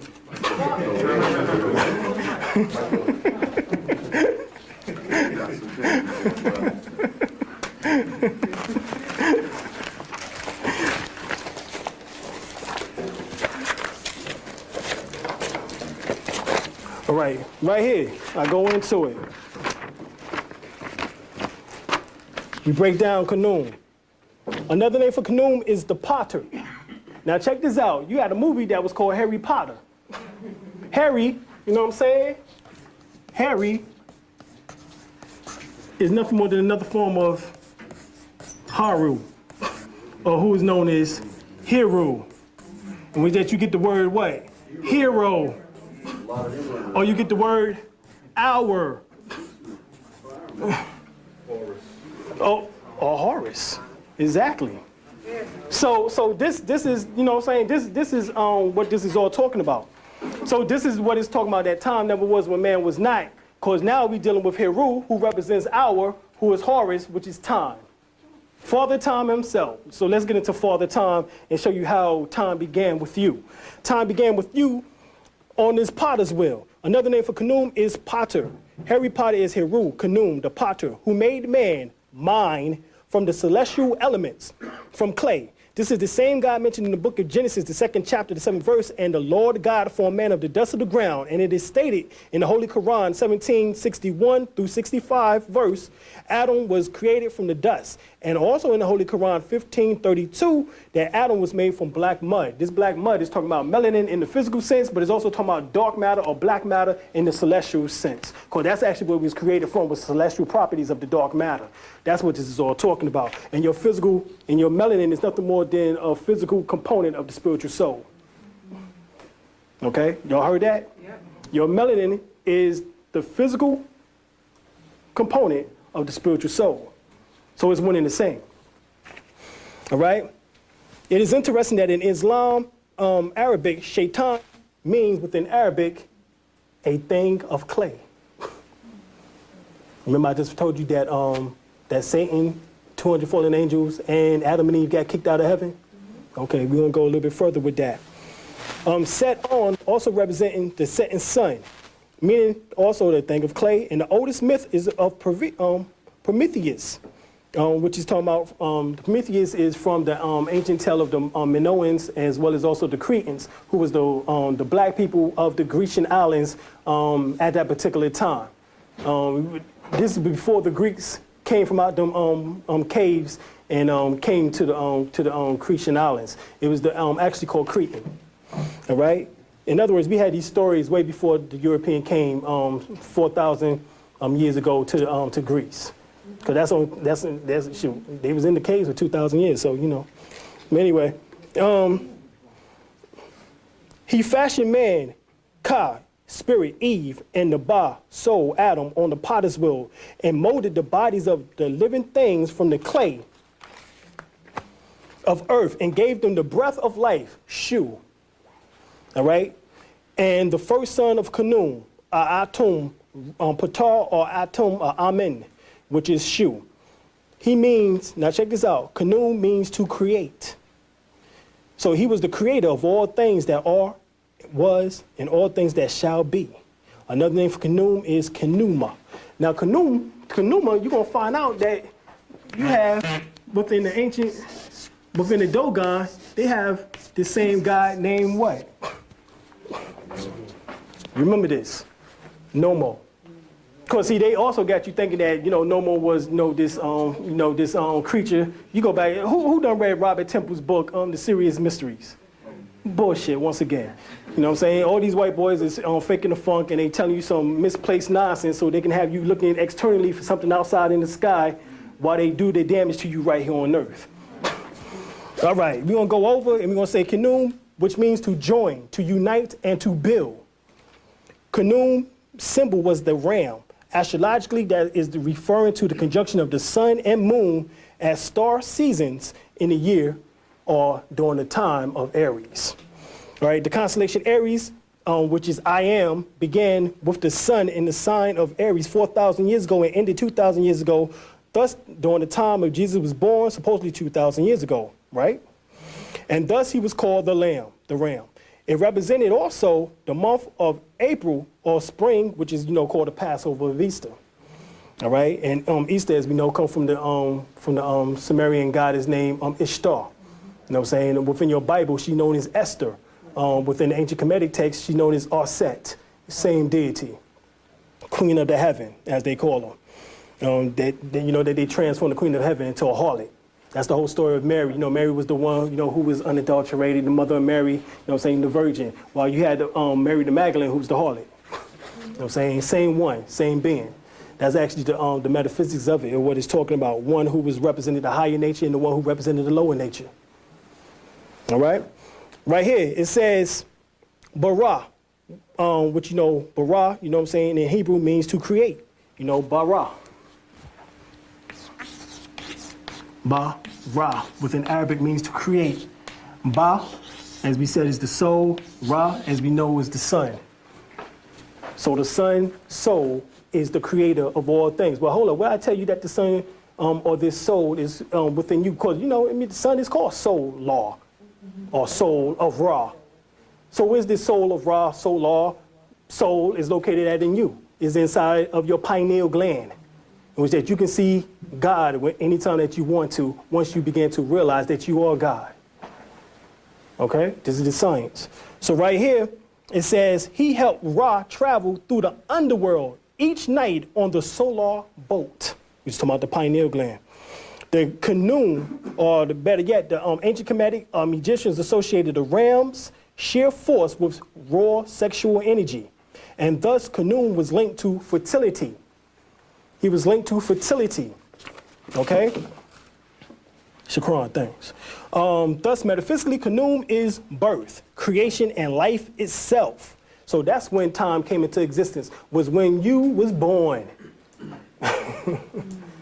That's when you became Heru, was when you was born. You was born Christ. Remember I told you earlier that metaphysically, that the sperm travels up through all 7 conscious centers called your chakras and become baptized. That is the abode of the initiation where it takes place at is inside of the 3rd ventricle. And receive instructions for 3 months. That's where you miss your 3 months at. 9 months you was born, the other 3 give you a whole year, 12-month cycle, 12-month season.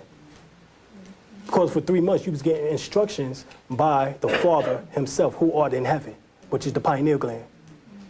Y'all get this? Yeah. Okay, all right, now we're gonna go deeper. All right? So right here, it mentions that he gave the power to procreate to female through what? Mitochondrial DNA. Remember I told you that Khan means serpent at the end of the word, Kuku Khan? You go back to the Mayans, go back to the Aztecs, the Incas, Khan meant serpent. Well, hold up. Mitochondrial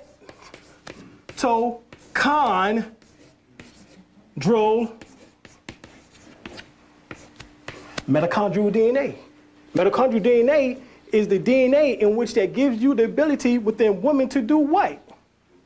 To give birth, to manifest a unseen force to a seen world. Let's go deeper. It says meto is from the Greek word metos, which means warped threads. Warped threads, DNA is warped threads. DNA. All right. And chondra, or con, is from the Greek word chondron, which means grain or granular. And the moon is Chandra within the ancient Vedic text. And guess what? The sperm is Chandra in the ancient Vedic text. So, damn, that's a lot of Khan. And all of it is relating to the reproduction. So that means the sperm, in a sense, is symbolic to the serpent. The warp threads, in which that you call DNA, is symbolic to the serpent because it has the exact. My God. You know what I'm saying? To the same exact elliptical pattern of not just Series A and Series B, but also to the Kundalini energy. Because both of them goes up the spine in this elliptical pattern. So that means that those threads, guess what? DNA in its so-called naming, or what's called deoxyribonucleic acid. Within the ancient times, they was called the water dragons. In ancient times, they was called the water dragons. That's deep, because you see the dragon throughout all of the Orient. You see the dragon here in America from on the temples in Mexico, right? Well, all those dragons and serpents and all these things and with the wings and all this is talking about your DNA and how those messages become open, Patah, Fatiha. And you are able to retrieve the coded messages from your ancestors and bring them to the forefront into your consciousness so that you can go forth and manifest and be a pure manifestation of those in which that came before you. Amen. So the science is that when you open up this information, you open up a can of whoop ass, number one, which he's afraid of, because that's actually what that is. You know what I'm saying? Number two, you open up the Akashic records. Remember in the movie, we talked about this last night, the movie, Queen of the Dead, her name was Akasha. And what was she playing? A vampire, which is symbolic to what? Hold on, you didn't see how she was slithering? What, we gotta go through that? You didn't see how she was slithering? She was like, whoo, what's up? You know what I'm saying? You know what I'm saying? She was slithering because, y'all remember the dance back in the days, you know what I'm saying? Janet Jackson, Rebe Jackson, you know, Snake, come on, man, come on. You know what I'm saying? It's telling you right there, the signs of who she represented was the DNA or the Kundalini energy in its what? Elliptical state, in which that is supposed to be open. Now, of course, in the movie, she passed this information on to this white boy. Because what they're telling you is that that's what we did for them, the Moors did for them in Europe. The Moors passed on this information to them, the Holy Kabbalah and all of this, and left them all this information, and we did. You know what I'm saying? We effed up. That God knows we did. but anyway, let me get back to this. All right, the Twites, or what is called the Twa or the Pygmies, call him Khanum. Check this out. This is what the Twa people call God, is Khanum. Now that's deep because the Dogon tribe call him the exact same thing. No more.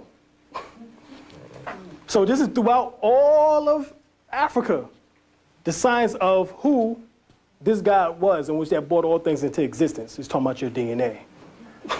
Okay? From all the way from the subatomic level to the atomic level to the molecular level to the cellular level, and thus you manifest now as I see you. From an unseen state to a seen state. Ain't that something? Right here, he's also called Num-Ra. Num-Ra. He was the serpent, supreme serpent god. Check this out. He's the god of the rainbow and of the 7 rays of the sun. In other words, like Samson's 7 locks. Samson, son, never mind. Anyway, the serpent and its 7 heads, which is talking about, you know what I'm saying, you go to the book of Revelation, it speaks about the serpent or the dragon with 7 heads, all that good stuff, you know what I'm saying? Rah, rah. And it speaks about right here, which is referring to the Kundalini. And if you go to your Bible, you know what I'm saying, Revelation, the 5th chapter.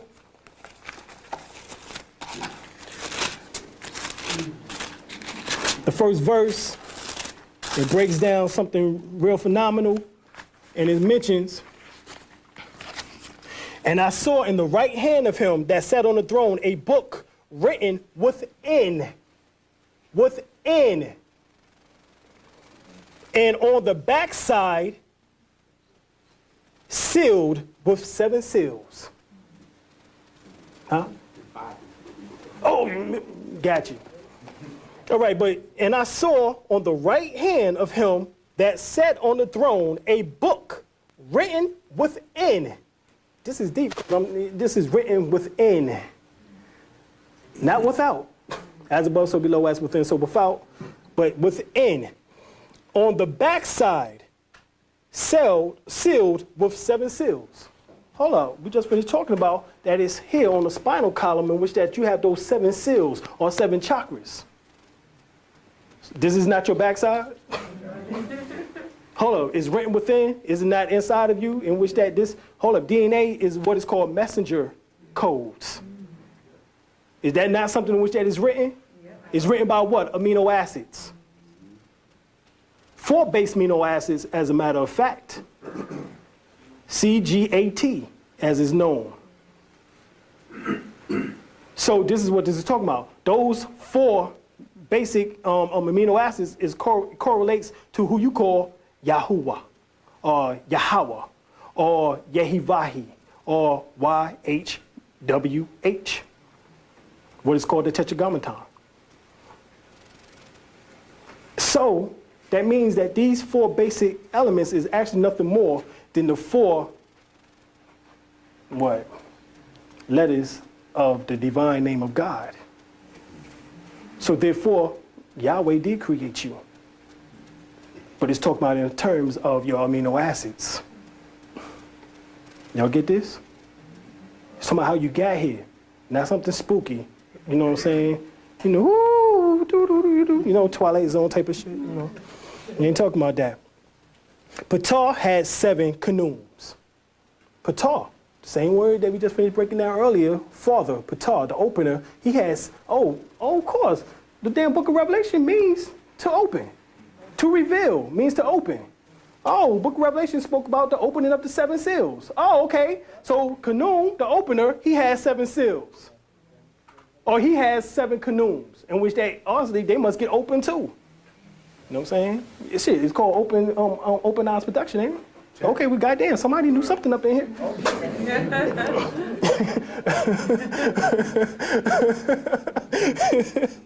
All right, right here, it says, and it is 7 seals. And it says, which is a book written within, which is talking about your brain, your DNA, and your nervous cells, or your nerve cells in the body. And on the back side, we're talking about your spinal column, and it's 33 vertebrae and 33 nerves. All right, remember, Jesus died at the age of 33. All that is talking about when you raise up, you know, your energy up here through the 33 vertebrae that Christ become crucified on Mount Golgotha, which is the place of the skull, which is talking about inside of your head.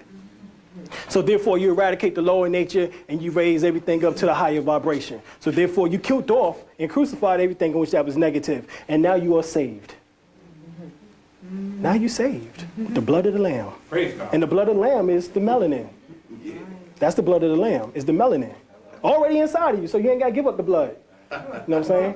You know, keep your ass from Red Cross. Right here. You know what I'm saying? So that's the science. All right, we're going to break. Peace.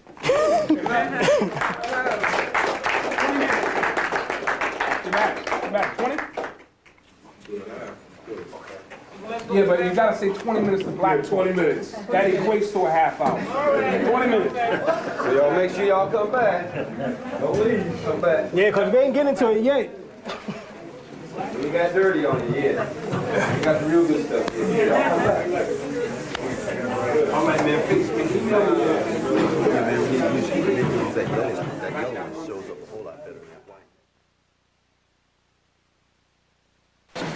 Can you hear me now? Can you hear me? Can you hear me now? Straight? Still? Yeah, that's good. That's good. Can you hear me now? Let me get this joint right. All right. We went over the last piece was about the god Nomo or Kanum, which that was actually not talking about some space creature that came from outer space and made man, you know what I'm saying, mixed in. Remember, the dog gonna tell you that that the normals mixed in with them. But see, we thought the normals was extraterrestrial. It is. It's extra energy. Extra terra energy. Man, I mean, we look at the word extra.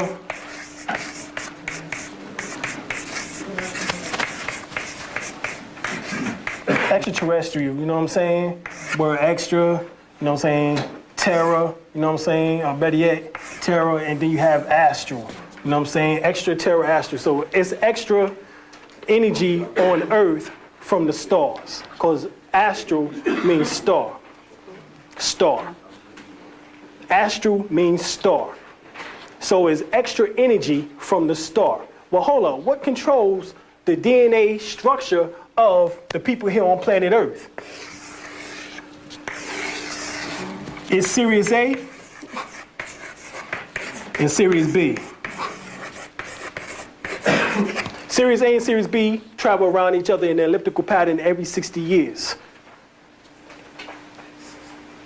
Has the exact same formation as your DNA. Has the exact same formation as your Kundalini energy.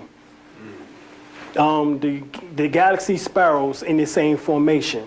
Your hair curls in this exact same formation. So this represents the power of the universe as it's translated from on high down to below. As above, so below, as within, so without. So the outward manifestation of this supposedly elliptical pattern is nothing more than a replica of the DNA within you. Once again, outside of you, that's the illusion. So everything that you see there can be explained physically right now as we speak. So the whole thing is based on the conjunction of Series A and Series B. Every 60 years, they'll come to this point, like right here, and they'll flip-flop over each other and exchange electromagnetic forces. And matter of fact, they'll flip-flop into each other's orbit, where they originally was located at. Huh? No, it's 60. Every 50 years would be the year of Jubilee, in which that they speak about, within the Old Testament, they tell you about the 50 years of Jubilee of the Hebrews. As we broke down earlier, the Hebrews is nothing more than the Het Herus, or the Het Herus, or what they call it now. Well, what they got in the ancient tongue now, they call it the Habarus, in which they supposedly was talking about the Hyksos dynasty. They couldn't have possibly been talking about them because they was invaders, you know what I'm saying, into that particular culture of the ancient Kemites. The ancient Kemites themselves, as we know, had the deity Het Heru all the time. You know what I'm saying? Het Heru was symbolic to the calf or to the cow. Same story that you found out when you was a little kid, the cow jumped over the moon. The moon was symbolic to Het Heru as well as also the cow symbol. So it's all talking about, when they told you about the cow jumped over the moon, they was telling you about the story of Het Heru, or about the story of the Hebrews, and which, as you find in the Old Testament, once again, was the golden calf. Okay? So that's where the word originated from. So just like we find out later on now, Zechariah Ascension, once again, he was talking about Nibiru. Y'all know what Nibiru is? No. Y'all think it's a planet that's getting ready to come back and save you? Do you? Well, I'm getting ready to blow your shit up. Because if I gotta wait for something to come back and save me, I'll be waiting for a long damn time. You ain't got to wait because you already got it. This is Nibiru right here. This is called the Eye of Heru. Nibiru. It's right here in the center of your damn brain, right between your left and right hemisphere of your brain, and it's called the third eye. Or actually, as I call it, the first eye. It's right here in Layla's Africa's book, Nutricides, on the damn, the 15th page. And it reads, this is a photograph of the inside of the human brain. The cells of the brain are magnified to the equivalent size of a car. The electromagnetic galaxy-like cloud in the center is the Eye of Heru. It is inside the brain in a fluid-filled space called the third ventricle. I went over that a little bit earlier. The Eye of Heru is alive and active and floats above the pineal gland and is influenced by the melanin and the spiritual world, unseen world. So right here, this is your mothership, Honorable Elijah Muhammad's. This is your Nibiru, Zechariah Ascension's readers. This is already within you. You ain't got to wait for shit to come. What you need to do is just do some damn work and raise up that damn serpent in order to get into this damn ship before you can man that motherfucker. You got to man that joint, you know what I'm saying? You got to, be up in that joint, you know what I'm saying? Doing your thing. That's the whole science. You manning your ship. You doing your first work. And the first work is meditation and breathing. Because that's what raises the serpent up, or the Kundalini energy, in order to man this ship. The energy all converges into that galaxy-like cloud, and the whole spiritual essence of yourself is there at that particular time and space.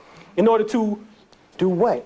Open that area up and travel galactically. Or better yet, intergalactically. You get it? Intergalactically. Enter the mind. Get it? That's the portion now that we're going into. We did the outer womb, you know what I'm saying? I got a little bit left on the outer womb, just a little bit though. You know what I'm saying? I had a question outside which I got to go over. Who is Lucifer? That's what they say. They say Lucifer is the fallen angel, right? He's the one who fell and, messed every damn thing up. All right. But let's get into it.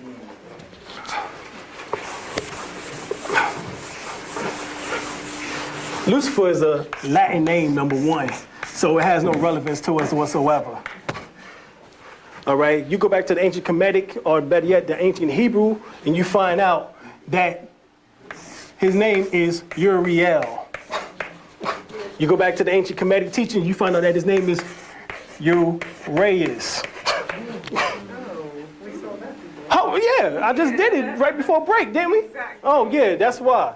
Oh, so Lucifer means the light bearer. Remember that's what they, white folks tell you that, the light bearer, he bears the light. Well, guess what? Uriel means what? The light of God. Okay, oh yeah, the light of God. Yeah, okay. And what this means? Oh, Urias, we broke it down earlier, means what? The serpent of God. Oh, yeah, okay, there we go. Yeah, now we're going, that's the connection. Oh, that's the serpent. The Urias. Oh, the Kundalini energy, as is also called within the Vedic text. Okay, all right, there we go. So you want to see the light, which they call Christ, because he's the light of the world. You must raise yourself back up to God by what? By way of who? The fallen angel. Come on. Do they represent that symbol as being the morning and the evening star? Man, look, they represent this right here is the morning star. You see that? That's the morning star, which is your pineal gland. When this is illuminated, it lets off all the light spectrums in the universe. Everything from electrical rays. Oh, we'll go. What they call electrical rays. You get infrared rays.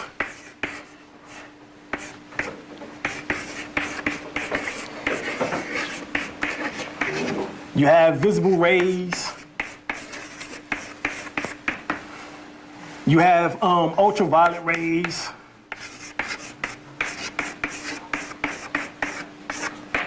You have X-rays, cosmic rays, gamma rays. You know what I'm saying? So 1, 2, 3, 4, 5, 6, 7. Okay, there we go. That's what you take in. For those who have melanin, you take in every aspect of all of these rays.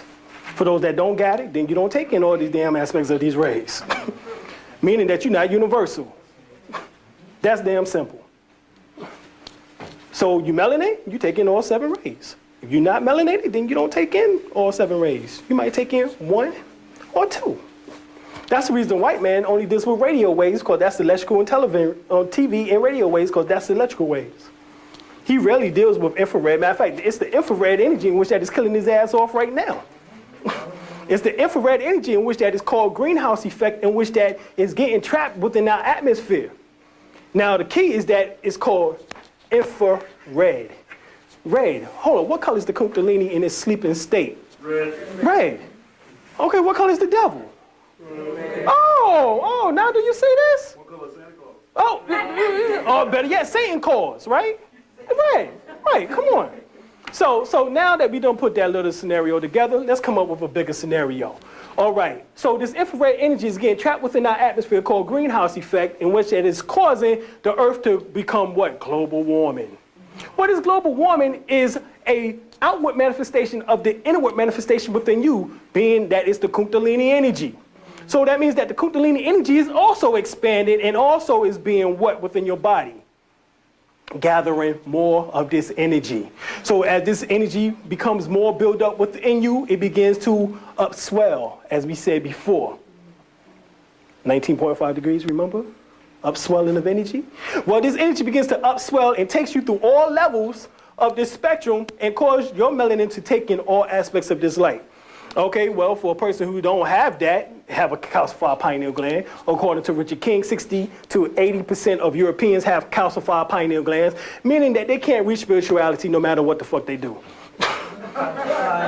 Now, since that's the case, that means if they attempt to bring up this Kundalini energy to a calcified pineal gland, they will spontaneous mankind combust. Not human, because you the ones that are humans, but they will mankind combust. You know what? They would blow the F up. Literally. Because they can't handle this type of energy. What about the magnetic rays that are coming from the sun now? The sun is supposed to... The solar flares, what is called coronal mass ejections, or CMEs. They also call sunspot activity, which is supposed to only occur every 11 to 22 years. Well, guess what? This has been occurring for the last 7 years, 6-7 years, ever since 1996. Why is that? Why is that? But it only supposed to occur once every 11 to 22 years. So that means that something in Mother Nature, you know what I'm saying, the solar system, you know, somebody mad at some damn body. You know, maybe it could be the white man. You know, I mean, being that we control nature because that's what melanin does. Melanin is connected to the dark matter in which that formed all things into existence. So therefore, we have access to all things in existence. And since that's the case, then we use nature in order to destroy that which is causing us the most oppression upon this planet, which is the little white man.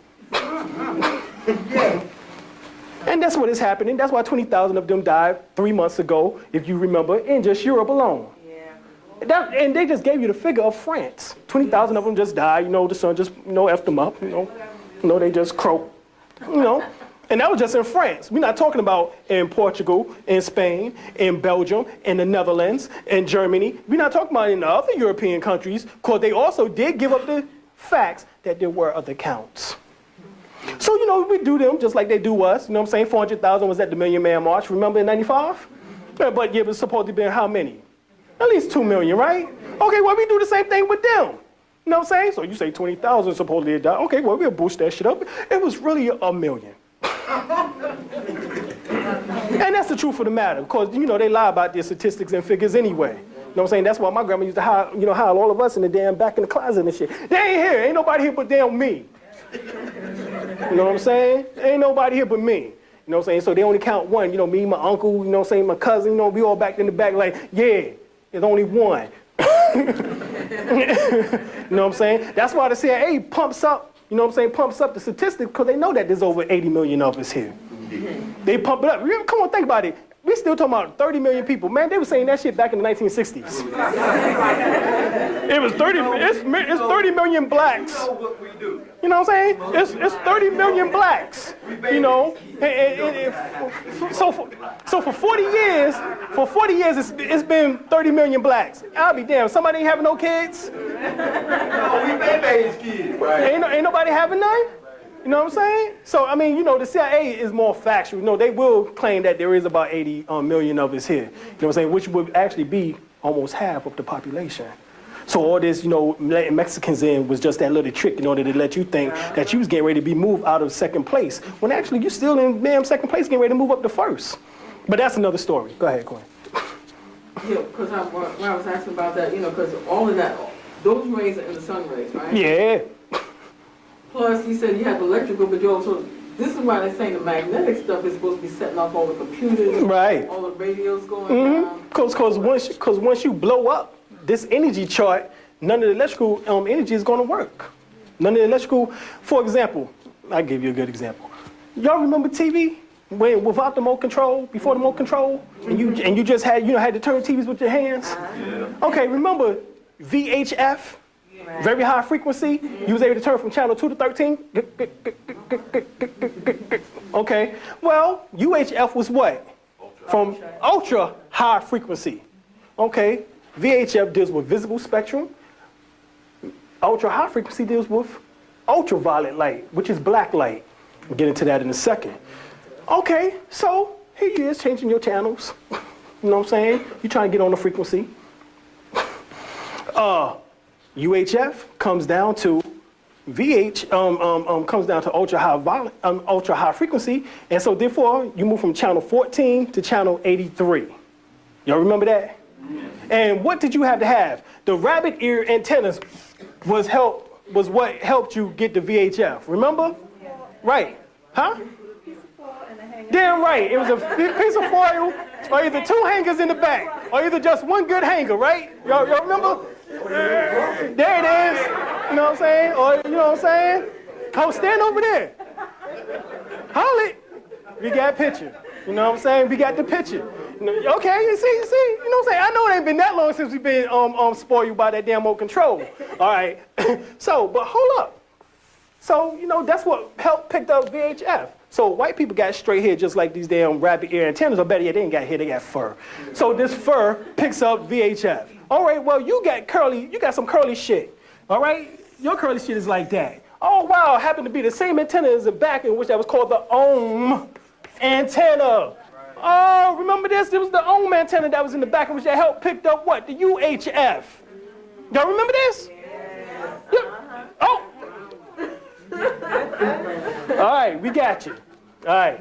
So, hold up. Om is the sound that the Tibetans, that the monks and that study Buddhism, that the yogi masters use, that everybody who's trying to gain enlightenment uses.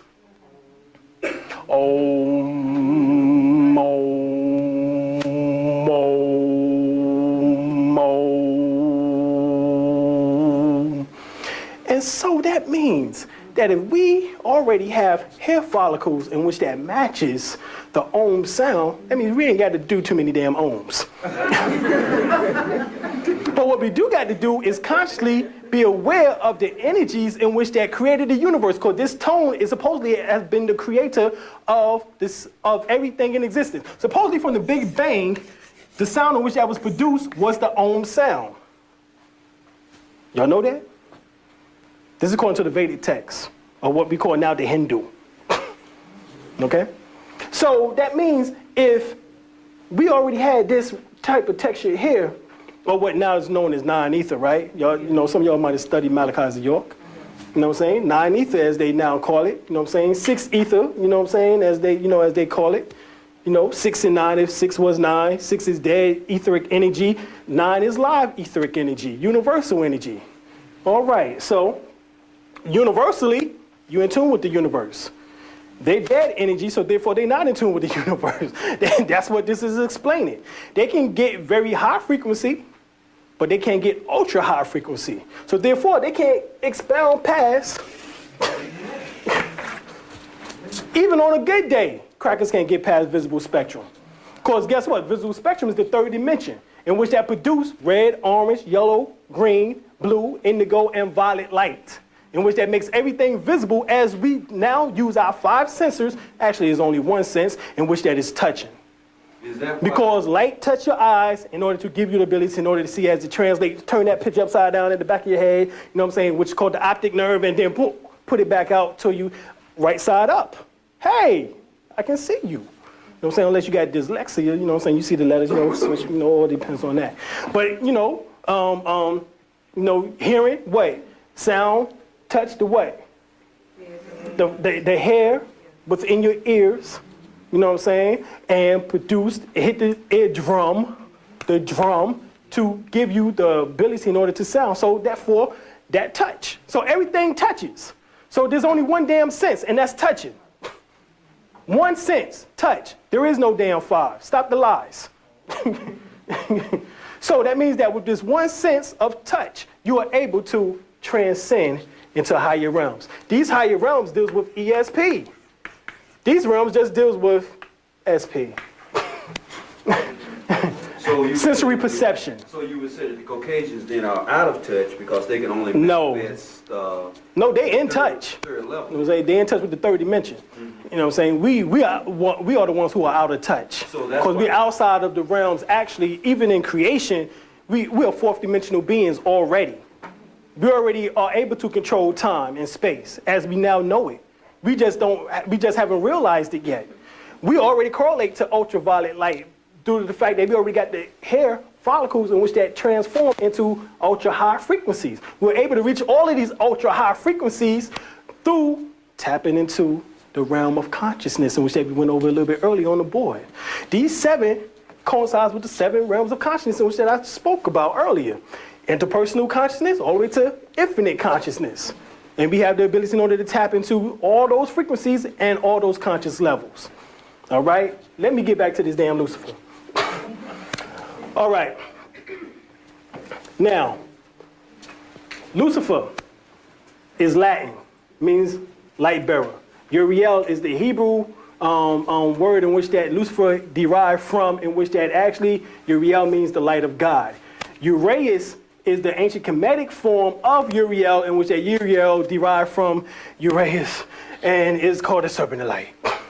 All right, so what is the serpent of light? Well, we already know it's the Kundalini energy. So that means Lucifer is the Kundalini energy. So Lucifer ain't that damn bad. Because in his original form, that's what he was in heaven. But because Lucifer fell through the states of consciousness, because remember I told you that he got cast down here with you, Lucifer brought down 200 fallen angels. But guess what? How many bones you have in your body? Approximately 200.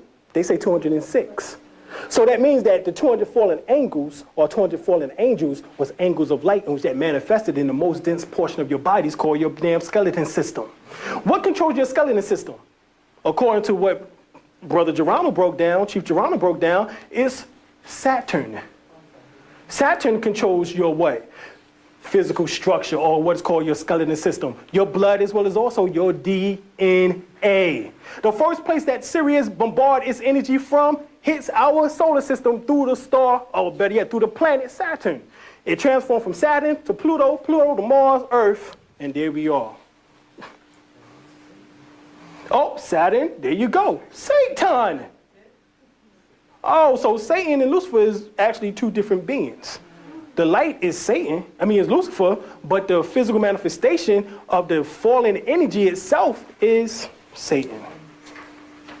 So that means when you fell into sin, as they say, you fell into skin. Do you get this? So the skin itself is talking about when the soul has embedded itself inside of a physical structure in which that now the soul is not as unlimited as it once was. Now you have trapped God in the damn physical body. So now that God is trapped in an illusion, what must God do in order to get his ass out of this illusion? He must become conscious and travel back up through those fallen states, because he's no longer Lucifer. He must now become the Christ, in which that they tell you within the Christian church that Christ is God, and it is. And I said, and it is, not he. Because there was no such man in which that existed on this earth ever in creation. But I'm with Walter Williams. If you can get with that, I'm telling you the truth of the matter. There was nobody on the planet Earth who walked around by the title of Jesus Christ. Jesus wasn't even his name, as we already went over that. It was Yahshua within the Aramaic, in which that we developed even further the word Joshua. So, you know what I'm saying? You calling this nigga, Jesus, you know what I'm saying? His name Joshua, is Yahshua, he don't know who the hell it is. You know what I'm saying? It goes back to the same signs, will the real Jesus please stand up? Oh, thank you. There you go, Shabazz. Will the real one please, there you go. Stand up, huh? You know what I'm saying? Stand up. Exactly. You know what I'm saying? We have 2 names, because they call him Jesus and they have called him Emmanuel. Exactly. Who is he? But we know what Emmanuel means. Emmanuel within Hebrew means God is with us. But hold up, he ain't just with you, he's inside of us. And so therefore, we are Emmanuel. Jesus means he who saves. Jesus means Jesus, check this out. Jesus means he who saves.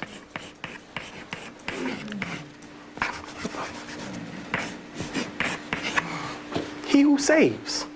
Or better yet, the Savior. But hold up, the only way in which that you can save yourself is if you raise yourself up from out of those lower conscious levels back to the supreme, infinite conscious level in which that you were, where you once were at. In other words, back in heaven. Heaven happens to be here.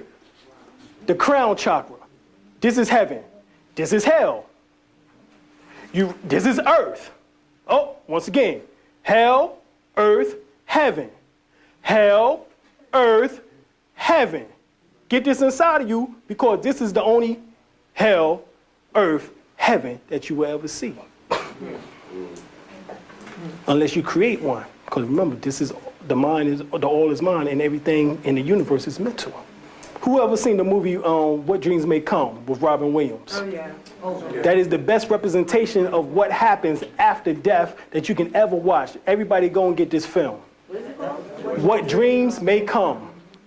Robin Williams. What Dreams May Come. Now stay with it. You have to watch it all. Yeah, you got to watch this joint from beginning to end because this had divine science in it.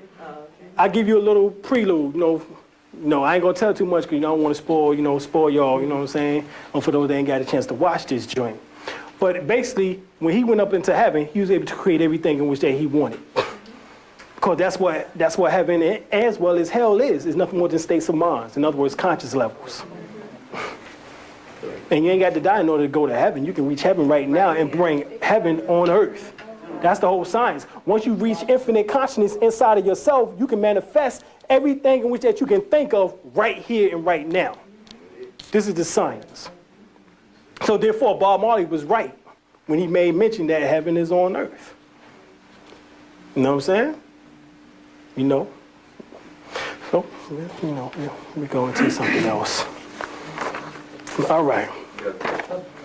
Question? Oh, go ahead. Last question. Comment? Add to it. So what that other entity was telling us, he was leading us, he was telling us his story for them to adopt it as their story to empower him.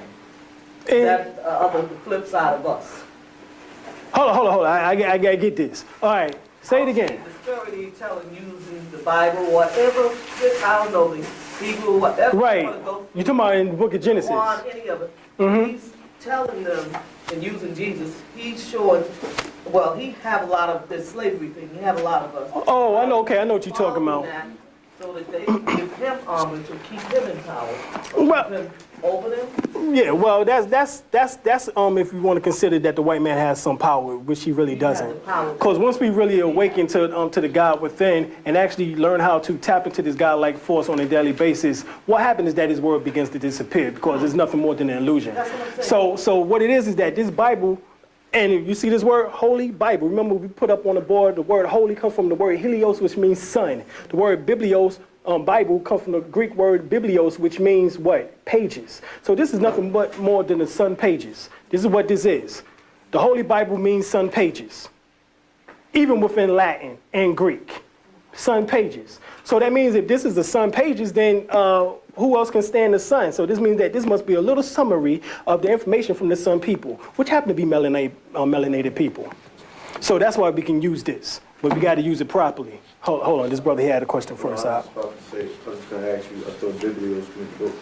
Yeah, book, pages, same thing. Papyrus, in which that it comes from out of ancient Kemet, means the same thing. We say kitab within Arabic, whatever term that you want to use. Book, pages, the same thing. Go ahead. So why does the average Christian say you got to be born again? Because you do. Yeah, you have to. Right? You got to raise the energy up within you to become born again. You already had a physical birth, but now you got to have a spiritual birth. And the spiritual birth is you raising the energy up to the crown chakra to become reborn again and manifest everything in existence as being born. What do born means? Born is the ninth letter within the 5%, God's and earth teachings. You know what I'm saying? 9 represents being born, to manifest all things into existence. So 9, remember, you just got that. They go 9 right there. 9 give you that ability. Everything about you is in the image of the universal 9. You know what I'm saying? You was born, to manifest, to be once again. That's all it is. You know what I'm saying? You regenerate. You know what I'm saying? You revitalize. You rejuvenate. You know what I'm saying? You everything. You know what I'm saying? You to do everything over again. Because everything you can put within your own image once you learn how to become God once again. This white man ain't got no power over us. You know what I'm saying? We just assume that he does because, we listen to the nonsense of indoctrination and brainwashing in which that he is laid upon us. You know what I'm saying? But his game has only been, 300, 400 years. what I'm saying? He got a weak ass game. You know? Because committed lasted for, as he said, 2 cycles of the solar system, 52,000 years. And we were falling victim to 300 years. Is there something wrong with that? This picture? Oh yeah, a whole lot wrong with it. We just can't understand. But right here, this is the picture of Ba. As you see, this is Ba. We got up on the board there. Adam is Ba, which is symbolic to the soul. All right, this is Ba. As you know, this winged bird also with the human head is also a symbol of who? Heru, or also. Now you read this right here. Let's read this joint.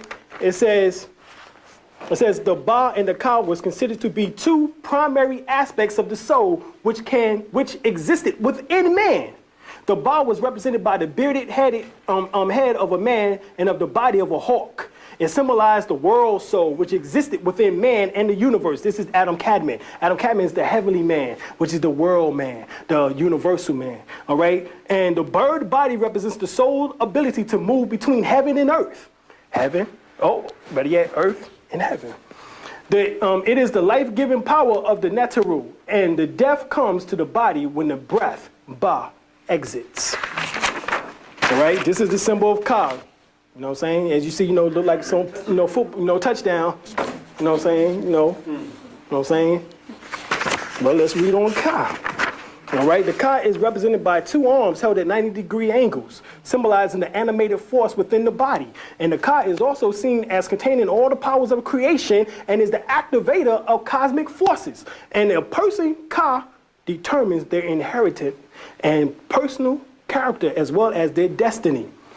On a higher level, the Ka represents spiritual free will, and on a lower level, it represents the flutter that binds one physical being to earth. A soul becomes enlightened when it is liberated by the Ba and the Ka.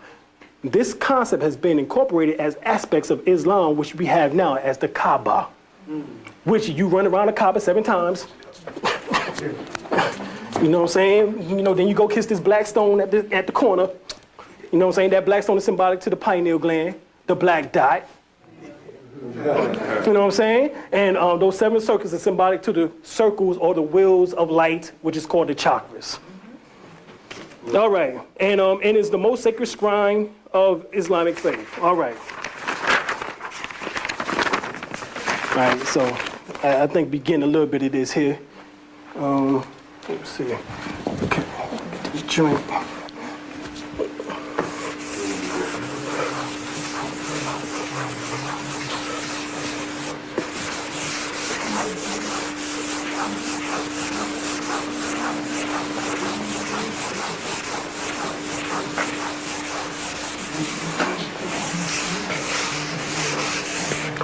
Okay. Let's deal. I got to go back over this joint. Deal with this. So, the father and the mother aspect came together in order to form Adam, which comes up to the number 46, which is talking about the 23 chromosomes and the 23 chromosomes of the males and 23 chromosomes of the females, as they say, in which that gives us the number 46. And the reason why Adam comes up to the number 46 within the gematria numerology. Now, we know also that it comes up to the term atom. Well, we got 7 layers. We got what they call solid, liquid, gas, in which that they only tell you about, right? That's all they tell you about. Well, there's 4 more etheric states in which that is higher than this, in which that they call chemical ether.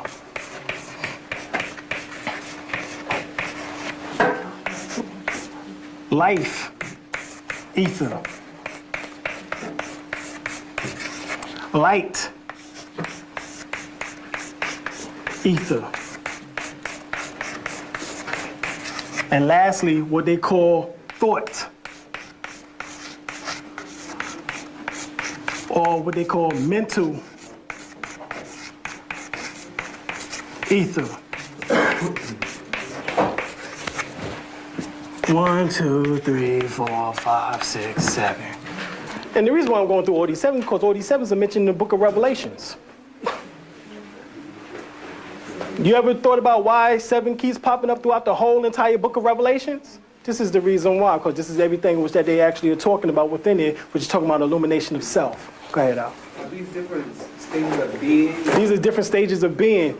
We are falling supposedly into the apparent solid stage. The apparent solid stage is that supposedly we think that we're solid. Actually, we're not. So we find out that 99.9999% of your atomic atom body is actually empty space. In other words, this is how the atom looks.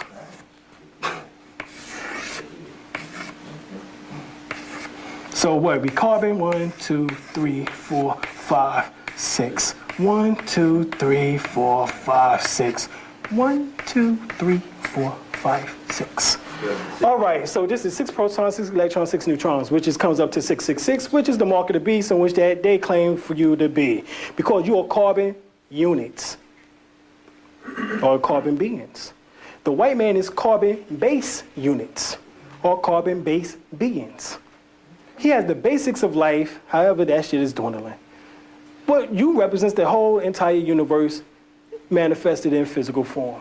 As above, so below, microcosm, microcosm. Is that why we're called humans and they're called mankind? Yeah. They're kind of man that evolved from mankind. You know, y'all know the scenario. But right here, look at all of this shit.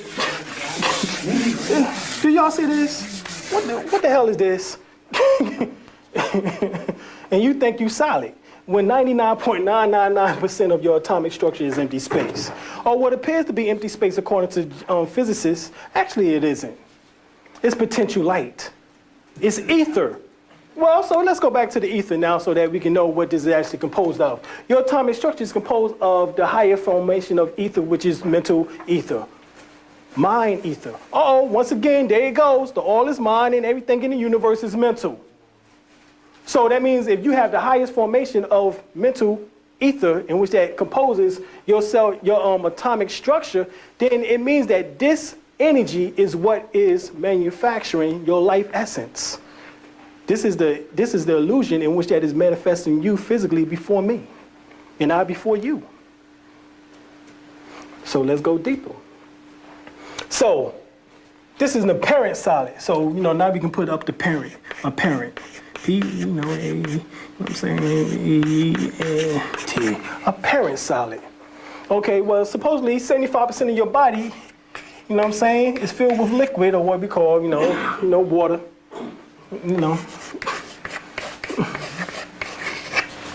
The brain is 90%.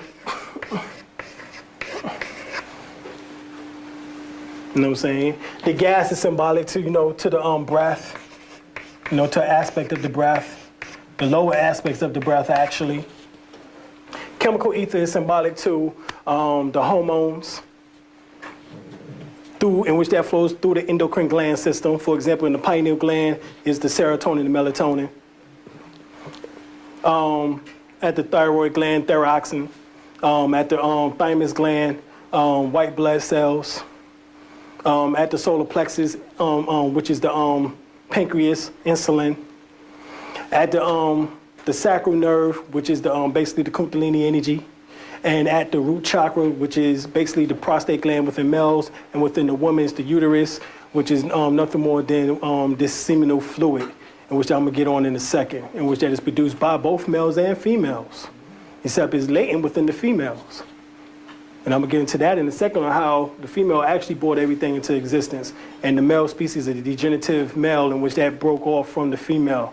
Degenerative female? Better yet, the degenerative male. Well, yeah, degenerative female. They became what we now call a male.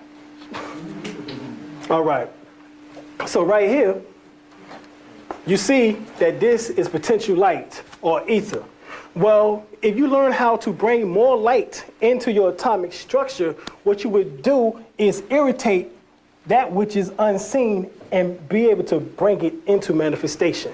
In other words, this is how you raise your frequency or your vibratory rate, is by bringing in more light. And as this light comes down from the cosmos into the cellular structure, this photonic energy, in other words, you get what they call protons, electrons, and neutrons. neutrons. Yeah, we get this right here. All right, the electrons are these right here. The electrons interact with the photonic energy. That is the fourth state. Let me get it. There it is. Photon. All right, the photons.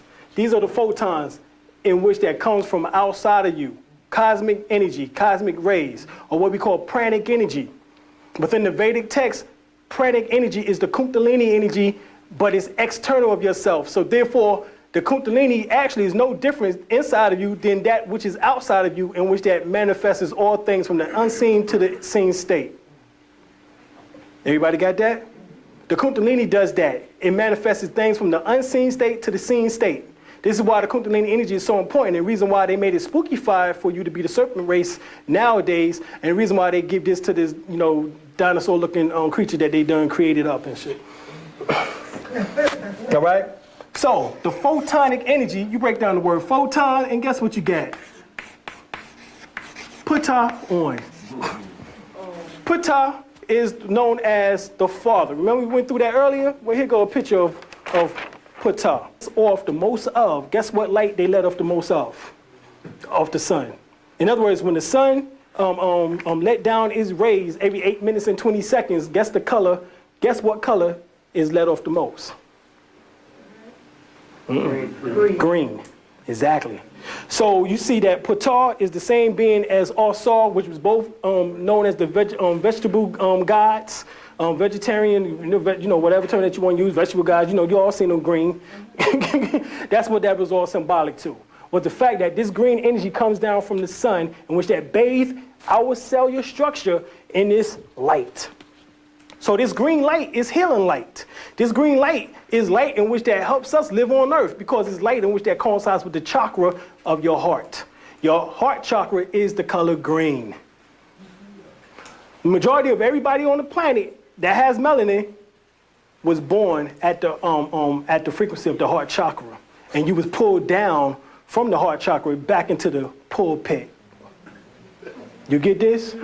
Back into the pit. Remember, it speaks about the bottomless pit in the book of Revelations? That's the bottomless pit, is your damn stomach, your abdomen area. You know what I'm saying? You eat a whole lot, you know what I'm saying? They said, boy, that boy sure enough can put that shit down, can he? You know what I'm saying? It's like a damn bottomless pit up in there.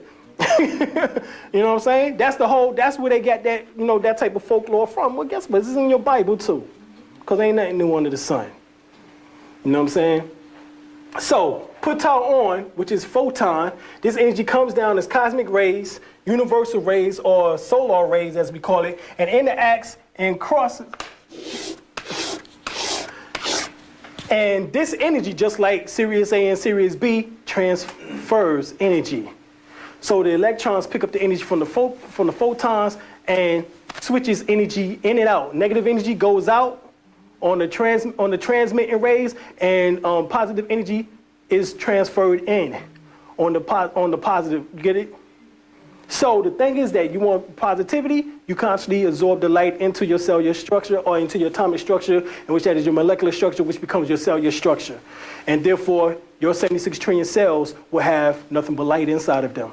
So therefore, you become an etherian or auric being or light being. So you become what we just finished putting up on the board, Uriel, or the Archangel Uriel, which, if you notice, Uriel was one of the 7 archangels. He was the light of God. So therefore you become Uriel, in which that is the Latin word for Lucifer. Powder? Movie Powder? Oh, what about the movie Powder? That's what he became? Pure light? Yeah, right, that's what they were showing. Yeah. Right, that's what they were showing. That's exactly what they were showing. Go ahead. Well, the Bible says ye are the light of the world. Exactly. Basically, right. That's the reason why they get it mixed up about Lucifer being the morning star and Christ being the morning star. There is no difference. They're nothing but extremes of the same pole. And the pole is nothing more than your damn spinal column. You notice that the stars they're talking about in the morning and evening, the same stars, the planet Venus. You know what I'm saying? Here go one pole, here go another pole. Well, there it is, polarity. One extreme to the next extreme. Lucifer, Christ. 2 brothers that walk the same path. You know what I'm saying? I ain't got time for no more bullshit, you know what I'm saying, with these goddamn fairy tales that these crackers are making up, as well as these other Negroes that's falling along with these fairy tales that these crackers made up. Because they gotta get paid. You know what I'm saying? This is the nonsense that we've been perpetuated with for the last 400 years. I'm here to break that shit, for real. You know, you might not like the way I do it, but hey, so be it. You know, shit. We'll talk about it later. Right here, we have the HARP system, weaponry. You know, we know about the HARP system. It's set up as an artificial gravity field. You hear that? An artificial gravity field, replacing the ionosphere in the attempt to stop the solar cosmic energies from entering the Earth atmosphere. Once again, let's read that again, because I wrote this. But anyway.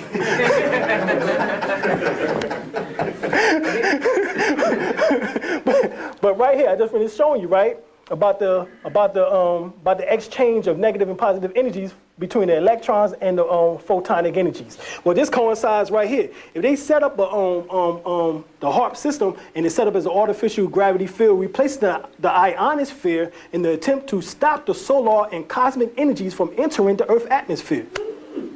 That's deep, because that means that they're trying to stop the light from coming into you in order to keep you from not becoming the light bearers, in which that was your divine gift from the beginning.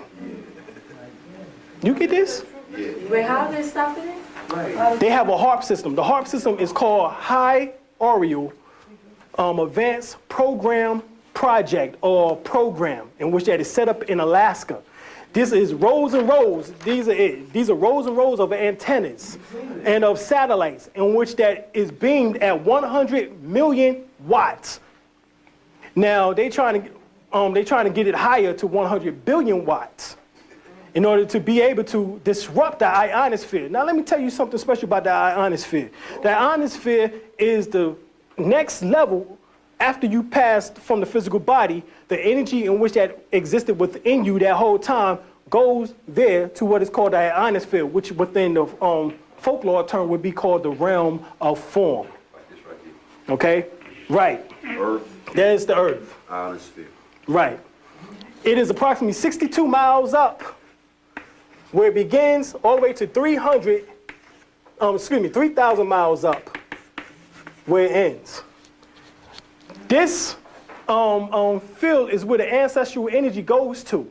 And this is why the Yoruba belief, why the Akana belief, and why all the other beliefs talk about the ancestors and being able to tap into the ancestors. Because guess what? This happened to be the same realm where the TV and radio waves are activated from. This is the same place where the satellites up in space goes at, which is 62 miles up. This map, this is the goddamn space shuttle where it goes up at. The space shuttle don't go nowhere. Space shuttle goes 62 damn miles up in the sky and comes their ass back down here. They don't go nowhere. 62 miles up, you know what I'm saying? You know, you think it's all up in outer space some damn way, and it's 62 miles up inside of that ionosphere. So that's where the ancestors dwell at after they leave the physical body. That's the first transition stage. That's called the realm of form. Those that stay in the realm of form, what is called the astral plane, they have the ability in order to want to come back. This is also the plane in which they give you the ability in order to dream. Whenever it's disrupted by the HARP system, you don't dream. Oh, you get this? That's why you get this? Your dreams. You get this? Because it's been disrupted. If you remember when they didn't have the HARP system 10 years ago, you was able to remember your dreams much more better. Matter of fact, the dreams were so vivid probably during that time period, you was able to see such fantastic colors. Matter of fact, I met this Negro, we was in the barbershop, and this cat gonna tell me that he dream in black and white. I said, hold up, there's something wrong with you, son. This is a black cat. This cat, yo, that's when I realized that, I gotta leave some niggas alone. and see, that's the first question I ask in every seminar now. I didn't ask y'all, you know what I'm saying? But most of the lectures I go to now, I ask, who dream in black and white? Raise your hand. And I'll be like I'm doing something else. I see some hands raised. Oh, I gotta watch your ass. You know what I'm saying? I'll be like that. Yeah, counterfeit spirits. You know what I'm saying? I gotta know who I'm working with. You know what I'm saying? So that's one of my ways of testing these cats, is finding out who is who. So this cat's sitting up in the damn chair, and he telling me he dreams in black and white. And I'm like, talking to the sister like, man, he fucked up. Yeah, you know.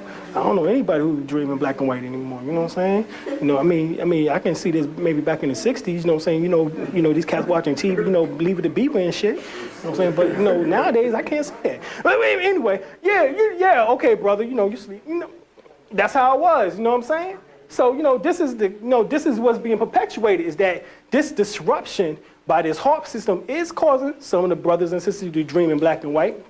Go ahead. Okay.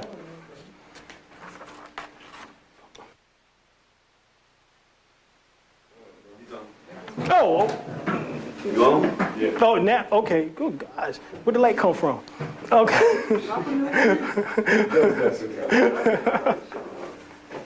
All right, this atmosphere is broken down into 7 segments. The atmosphere itself, you got the stratosphere, you got the mesosphere, you have the ionosphere, you have the magnetosphere, you have what we call the 3 lower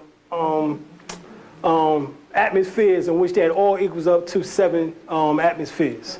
So these 7 atmospheres is also symbolic to the journey outside of the physical body, in which that you go all the way up into where you get to the Van Allen belt, or what is also called the ionosphere.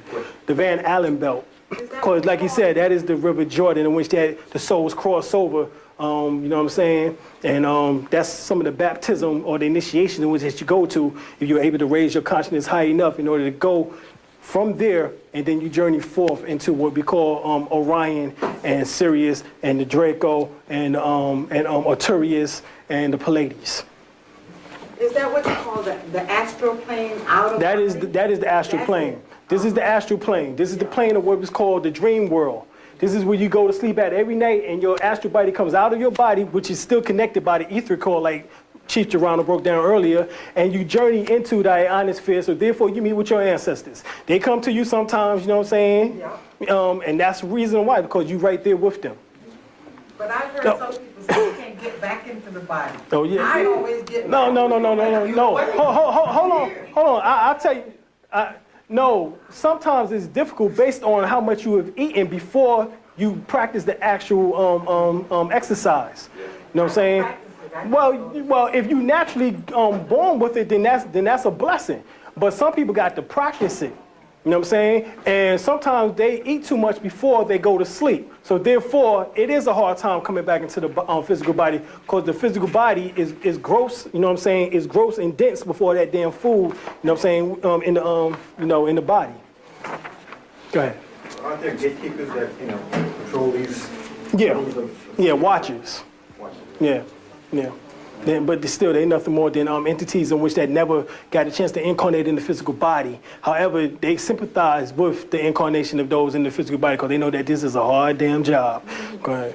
Now, what happens when you're talking about this dream state? That, I understand what you mean, and the sense that you go to sleep, but what happens to people who dream while awake? Oh, shoot, same thing. They ain't nothing different. They're at the same level. Yeah, what you mean, daydreaming? Yeah, same thing. Like, Same thing. I mean, yeah, like I'm talking Right, about one is unconscious, one is conscious. That's it. One is unconscious, one is conscious. Unconscious means that you sleep, conscious means that you awoke. You know what I'm saying? So it doesn't matter which one. If you still do the exact same process, then that's the exact same way in which that it takes place. You still going up to the astral plane, you know what I'm saying? Any more questions? They have a difficult time to say that this is something I do on a daily basis. What do you tell me that I'm traveling to another world? Do you know how you zone out to say you're in a zone? Right, and they tell you that you zone out. You could be driving your car, and all of a sudden you don't remember passing this last spot. Right. So where'd you go? That's the question. Where you went? So check this out. So right here it says the HARP weapons also put thoughts into people's minds and control their emotions and fry their brain, and can fry the brains of an entire army in the field of battle in a matter of minutes. Create the, and this is also what it says. It said, create the many signs and wonders foretold by the Antichrist. In other words, they can use this weaponry in order to create illusions.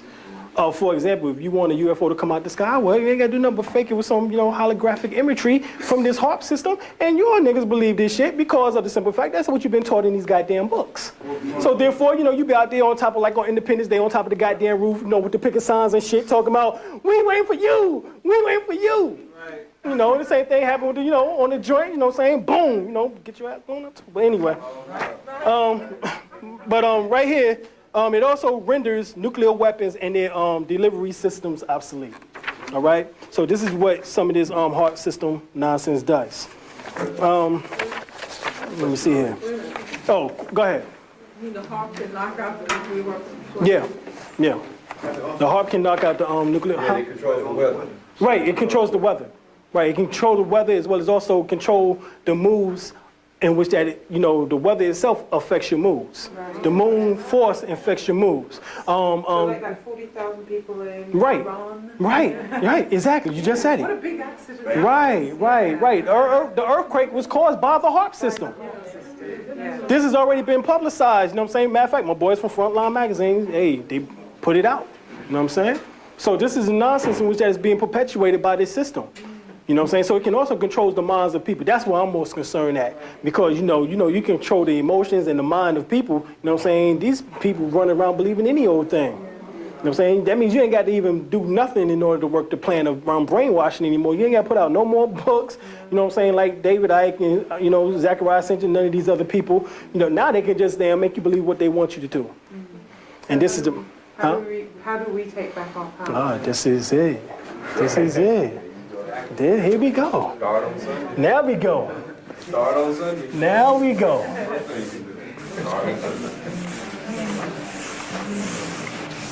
Start making it on Saturday, because that's Saturday's day for the Black Sunday. Because that's what they used to call Saturday, Black Sunday. All right. White people Go ahead, bro. I seen several presentations and read some stuff about how the heart could deploy troops and mess with Right. soldiers' minds and Right. all that. And just thinking within itself, if we raise to the crown chakra, that is a frequency that the heart cannot tap into. Bingo. And that's what I was getting ready to go into. This brother, see, that's what I'm saying? That's what I'm talking about. See? Follow. Yeah, that's it. That's what I'm talking about. So the science is, that's why you want to raise this energy to the crown chakra so that no frequencies can tamper with your psyche. And that's the only way to do it. Go ahead. The whole idea behind nanotechnology getting down to the DNA level. Exactly. That all coincides. As long as you subordinate and suppress it to that frequency, you can't get out, and that's how they get employed. So That's exactly. Any type of implants. You know what I'm saying? That's the whole point of implants, is to be able to control your biological system, your the mechanisms of the brain. That's why they talk about within Revelations, in which that they know that the highest heat granular is in your hands and in your forehead. So therefore, you find out that that's the exact same place within Revelation, the 13th chapter, which speaks about being able to be placed in the hands and the forehead. Now, this ain't no coincidence. I just want to say one thing, like how they're milking us into accepting it already, because I was watching TV the other day, and they have all these commercials for Hewlett Packard, nanotechnology, Right. and we create so many things as we created, blah, blah, blah, but we already are, so what Right. we're trying to create as far as technology, they're milking us into accepting all these things, nanotechnology, so it's already starting, it's so sublime that if we're not on the frequency now, we're not even jumping at the TV like, Right. what the fuck? You know what I'm saying? If we're not keeping it, Right. It's already here, It's and already- everyone's thinking something else is coming, it already is. So It is. That's right. Go ahead, Al. Cut off between 2012 with the photon belt. Yeah, well, the science on that goes back to what I was breaking down about the VHF and the UHF. You know what I'm saying? At that same time, you have planet Earth, as we call it. You know what I'm saying? In which that has electromagnetic field. All right. Here at the core, you have what is called the black sun, in which that is the core of our the sun is about 600 miles in diameter.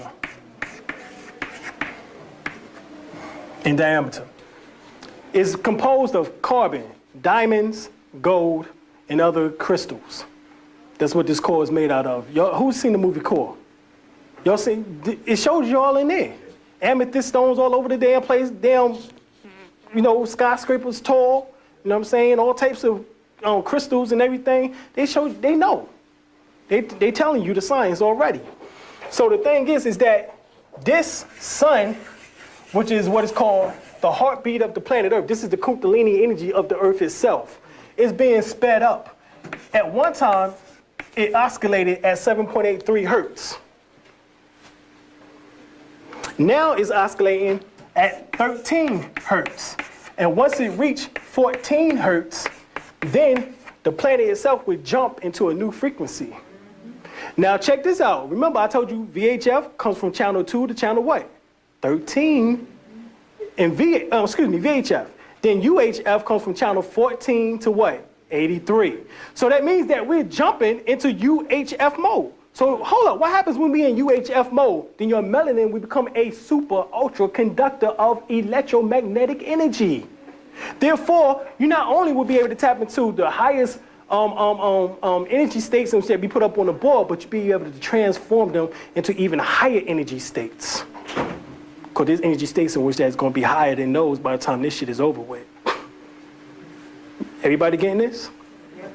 I'm going to break it down a little bit further. Go ahead. What about those who don't even use the TV like, and we have the dish with 999 stations? So how do you? Those are the frequencies in which that you be able to tap into. That's the whole reason for cable, showing you that there's channels beyond 83. It's showing, right, same thing. Cable, vision, whatever. It's showing you that there's frequencies beyond the ultra high frequencies. You know what I'm saying? It's higher frequencies, and you'll be able to tap into those at will. Go ahead. I was watching this program on TV. I'm not sure what channel it was, but it was special. It was talking about the electromagnetic field of the Earth. Right, the electromagnetic. Time it flips and. Right, it's called a pole shift. And matter of fact, that's what we're getting ready to come up on now. You know what I'm saying? Supposedly December the 24th, 2012 AD is supposedly when this is supposed to take place, according to the Olmec calendar. I don't say Mayan calendar because the Olmecs are the one who actually created it in the Mayans, just like they took claim to the pyramids and the temples there. You know what I'm saying? In Mexico, it wasn't designed by them. Everybody know now that it was designed by the Olmecs. So we gotta give credit back to the Olmecs in which that actually originated from. All right? Familiar with the Olmec? Y'all know the Olmecs? The Olmecs were people in which that came out from West Africa. They was part of the Mandan or the Mandis supposedly tribe or nation. Okay, West Africans. Yeah, you seen those big stone Right. heads that they The large heads. Have y'all seen these large heads? These heads are like 2 to 5 tons. You know what I'm saying? They found 16 of them. And these 16 heads are heads of pharaohs, or what they call pharaohs, you know what I'm saying? Actually, like we said, they're Negus, because it come from out of Africa. So therefore, these 16 heads are heads of the rulers and of those particular dynasties in Mexico, who came from out of Timbuktu, out of ancient Kemet, who was part of the Dogon tribe up under the Mandis. So therefore, you had the Dogon tribe actually over here who formed the so-called, who was known as the Shi people. Shi, X-I. That's how X-I is Shi. That's how it's pronounced within the Olmec tongue. So the Shi people, which they became known as the Olmec later on, and they only became known as the Olmecs because the people who was there around that area called them the rubber people because they were using the trees in order to create rubber. Could you write Olmec up on the board? Yeah, well, O-L-M-E-C. Don't they call Mexico Old Mexico? Yeah, Old Mexico. Well, this is This is where the term Mex come from Mexicans. You know what I'm saying? The original Mexicans were just like us. Now you've seen Mexicans, don't they look like them? You know what I'm saying? So right here, well, so the Dogon tribe, you know what I'm saying, the Mandan tribe came out of Timbuktu. As we know, the Dogon tribe was originally from Egypt, Kemet. They're the ones who helped with the Twa people form the pyramids there. They're the ones who kept the science of astrology alive, in which they brought it to Timbuktu, in which that had over 18 universities. Okay, right there in West Africa. So they moved from East Africa to West Africa after the invasion, in which that took place by this so-called Hyksos and these Alexander the Fakes and you know what I'm saying, and Philip of Macedonicus, you know what I'm saying, all of them. You know what I'm saying? And yeah, whatever. You know what I'm saying? You know, that's all them. You know what I'm saying? So, you know, they left. You know what I'm saying? Why be conquered by somebody, you know, who ain't worthy of nothing? So, you know, you move on to the next thing. You know what I'm saying? You kick it along. So what happened is that they moved it to West Africa, and then they set sail to come over to America, in which that the Hopis are actually the descendants of the Dogon tribe. If you check the Hopis as well as the Navajos, you will find out that they have the exact same symbols, as well as the Apaches have the exact same, as well as the Mohicans or the Mohawks have the exact same symbols as the Dogon tribes. Exact same symbols. Now, how is that possible unless they was the one and same family? So therefore, that's telling you right there of the connection between East and West as we speak. And that was something in which that been going on for hundreds and thousands of years. But let me get back to this, because the brother brought up the good point about the electromagnetic field. Let's say, for example, 20 years ago, the electromagnetic field was oscillating at a 10. Well, today we find out that it's 1.3. And that as this increased to 14 and this decreases to 0 and the electromagnetic field dissipates,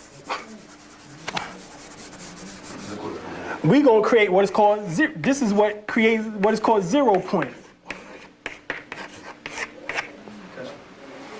Bingo. Yeah, that's right. Now at 0 point, if you haven't built up your energy field, which is called your macabre, in order to sustain your conscious awareness and your memory, then your memory would be wiped clean and you become, and you would go suffer what is called anemia. Is that like the husband being taken? Amnesia, wife excuse me. being left in the field, or the wife being taken and the husband left in the field? That's what it's symbolic to, is type of the rapture, because the planet is moving from a third-dimensional state into a fourth-dimensional state, and then during that flip-flop, we're moving to a fifth-dimensional state. So really, we'll be on a fifth-dimensional side by the time of December the 24th, 2012 AD. And guess what? The Olmec calendar has never been wrong yet. It's the most accurate calendar on the planet. So if it's the most accurate calendar on the planet and it's never been wrong, therefore, I got to believe this. So what's going to happen once that happens with the rotation and everything of the planet? Supposedly, pole shift. Supposedly the sun will raise in the west instead of the east. In other words, everything would be vice versa. The earth would rotate and turn back in the other direction. The earth would slow down. You seen Superman? You seen Superman, right? So the earth, rotating like this, he got mad, he started flying around this way, so, caused the planet to stop, and then it went back that way. That was all symbolic to this pole shift. What's going to happen? In other words, we better get our shit together. So in other words, if that electrical magnetic field is changed, that means that everything that operates now in the frequency won't operate then. So none of the electrical equipment will work. And this is why they want to move to Mars and to Moon, is because none of this shit will work within these next few years. So therefore, they're trying to find other places to go. And they haven't been able to do it. And I doubt if they very will, because they don't got enough lead in order to block out. You know how much lead that you got to have in order to chill out the energies of the gamma and the X-rays and the microwaves and all of those rays? 6 feet. Remember Superman? Superman couldn't look through 6 feet of 6 inches of steel. Of lead. Remember? You put that, put it up, and he be like, you know what I'm saying? He was like that. You know what I'm saying? It couldn't be done. Well, the same thing. And what he had, supposedly X-ray vision. So X-rays, you know what I'm saying? These rays can't penetrate that lead. Well, you need at least 6 inches in order to, to put up on your ship in order to make that, in order to shield them energies out. And guess what? They can't do it, because they don't have power enough in order to lift off that much damn weight.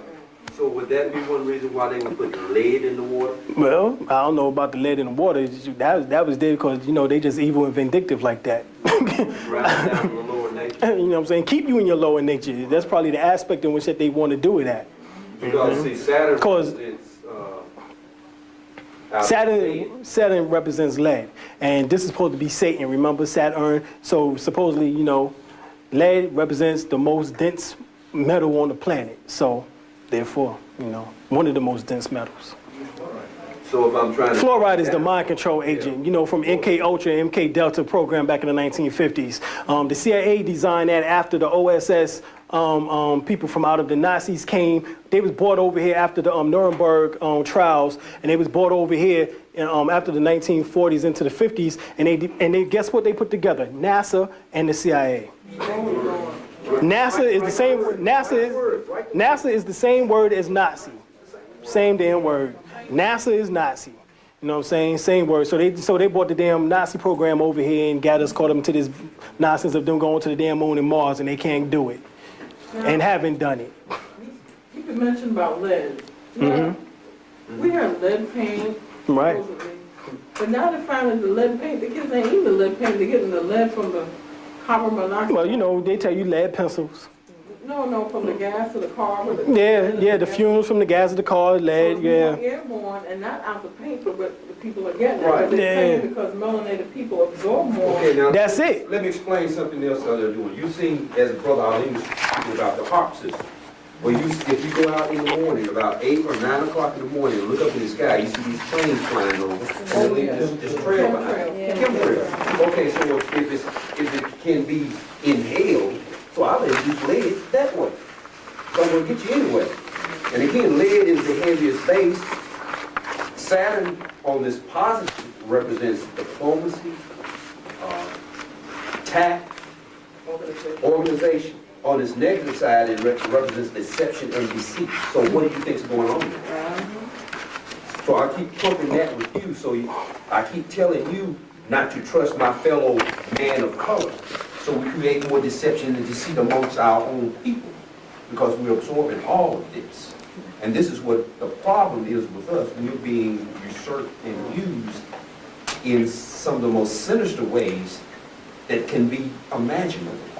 And the problem that we as people of color is we don't think along that line. So it's difficult for us to say, we'll say, I can't see why people do that. Because we can't think that way. We think on the higher spiritual level, where they think on the lower mundane level. But let me get back to this. Right here, it speaks about the simple fact of the correlation. I got to make a correction because it is every 49.9 or every 50 years in which that the two stars in Series A and Series B comes together in the closest in their orbit and allows to create huge magnetic storms between them. And as they approach each other, the stars both begins to speed faster as tidal forces become stronger, finally flip-flopping over, actually trading places with each other. And now imagine a gigantic electrical turbine engine twisting and spinning, generating billions and billions of volts of electricity. And this energy is eventually released to flow down to the magnetic line of the sun, which transmits like a laser or like a lens to the planet Earth. So this is how we receive our DNA structure from Sirius, is that this energy is flowed downstream, downline of a magnetic string. I don't know if you ever heard of the superstring theory. Yes. According to the superstring theory in physics, everything is based, you know what I'm saying, on these lines. And these lines are just like spider webs. This is where the story, well, the ancients already knew. They called it the ancient spider of Anansi. Nancy was the spider mother who supposedly sped her web in which they held and created the universe together. This is the same signs as the super strings. This shit came from out of the stories of ancient Africa, and here we are thinking that there's some damn physics in which that you gotta get an A course in. The only thing you gotta do is go back to the ancient tales of Africans as a little child and read it. Matter of fact, it's on the back of the damn dollar bill, her web, where you also get the word Hebrew from, her web. Her web is Zodiac. You know what I'm saying? Zodiac is, you know what I'm saying, the mother of the zodiac. You know what I'm saying, which is Anansi. This is all talking about the same thing, the mother spider. Matter of fact, one of the chapters in the Quran is called the spider. It's called the Akan, which is in the Holy Quran, which is talking about the spider. So this is all talking about the superstring theory in which that these electrical pulses are sent forth down the line of these strings, in which that comes forth from the cosmos to certain planets and stars in order to give us life. Matter of fact, this is the type of, this is where we travel the macabre on once we was able to reach a high enough level of consciousness on in order to get to planet Earth, was through the sun. The sun itself was the Stargate. All right, remember you seen the movie Stargate? The movie Stargate showed you that the sun itself is a gate in which that you got to go through in order to get on the other side of this solar system. It's all in the movie. That's one way to do it. All right. So that spinning and twisting is symbolic to the same thing as the universe, same thing as the twisting of the DNA, shown right here. All right. Also with DNA, you find out that you have 22, supposedly 20 plus 2 amino acids. There's 2 stop amino acids, and then there's 20 amino acids. Comes up to 22 amino acids, in which that basically those 22 amino acids are correlated to the 22 major arcanic card system of the Terra deck, which also coincides with the 22 bones in which that makes up your skeleton, but not your skeleton, but your skull. There's 22 bones that makes up and composes your skull. All right, as well as also the 22 pathways of what is called the tree of life, in which that it breaks down is nothing more than a connection right here.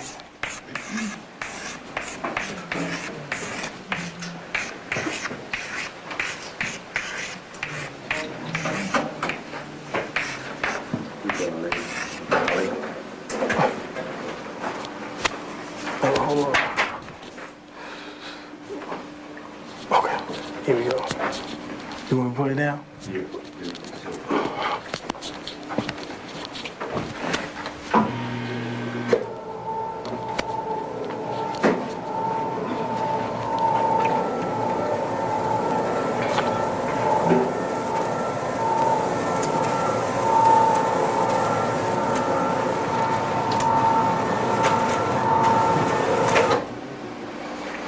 All right, these are the 22 pathways right here. 1, 2, 3, 4. Matter of fact, they got them on here. Here it is, the 22 right here, and starting at the certain pathway. Where is that? Okay, 1, 2, 3, 4, 5, 6, 7, 8, 9, 10, 11, 12, 13, 14, 15, 16, 17, 18, 19, 20, 21, and 22. So those are the 22 paths right there. For those that don't know, the tree of good and evil was talking about the penis and the vaginal area, sexual organs. All right, the tree of life was talking about your whole physical body, and actually the spinal column, in which that is like a tree inside of your physical body, in which that extends forth its limbs, which is called nerves, to all the various parts of the body in order to communicate between the different aspects of your organs and tissues. All right, that's the tree, and therefore you bring the Kundalini energy up from the sexual nature to the mind, to what is called the pineal gland, as in pine cone. Guess what? That happens to be the shape of the pineal gland, is that of the pine cone. So therefore, that's the fruit from the tree of life. You get this? Yeah. All right. So this is what this is actually showing, is that within the Ketha, you have, it is Asar, or Batala, which is symbolic to Pluto, or of divine will. All right? Chokma, which is wisdom. Ketha means basically like father, or better yet is actually that which is universal aspect of God. Chokma is symbolic to wisdom, in which that is symbolic to Tahuti. Ifa, Arumila, which is Neptune, which is wisdom. Once again, Baina, which is to understand, which is Segmat, Baba Yaye, Uranus, which represents overstanding, as we got up here, or active intelligence. As you see right above here is Ein Sof above that would be Ein Sof, and above that would be Ein, in which we went over earlier. So these are the different ways right here. Malakut means kingdom. So when you read the scriptures and it speaks about our Father, which art in heaven, hallowed be thy name. Thy kingdom come. You get that? We just dropped. Thy kingdom come on earth as it is in heaven. Give us this day our daily bread, and forgive us of our trespasses. These are the trespasses right here. As we trespass against you. Those are the trespasses, or the passes. You know what I'm saying? So thine is the kingdom, the power, and the glory forever. You got all that. So that's what this is actually speaking about, is the tree of life itself. So when you break down the Our Father which art in heaven, that's talking about the pineal gland. That whole verse right there, Our Father which art in heaven, is talking about the pineal gland. Hallowed be thy name, thy kingdom come, is talking about the pituitary gland. Okay? So Yeah, I'll write it down. This is that here.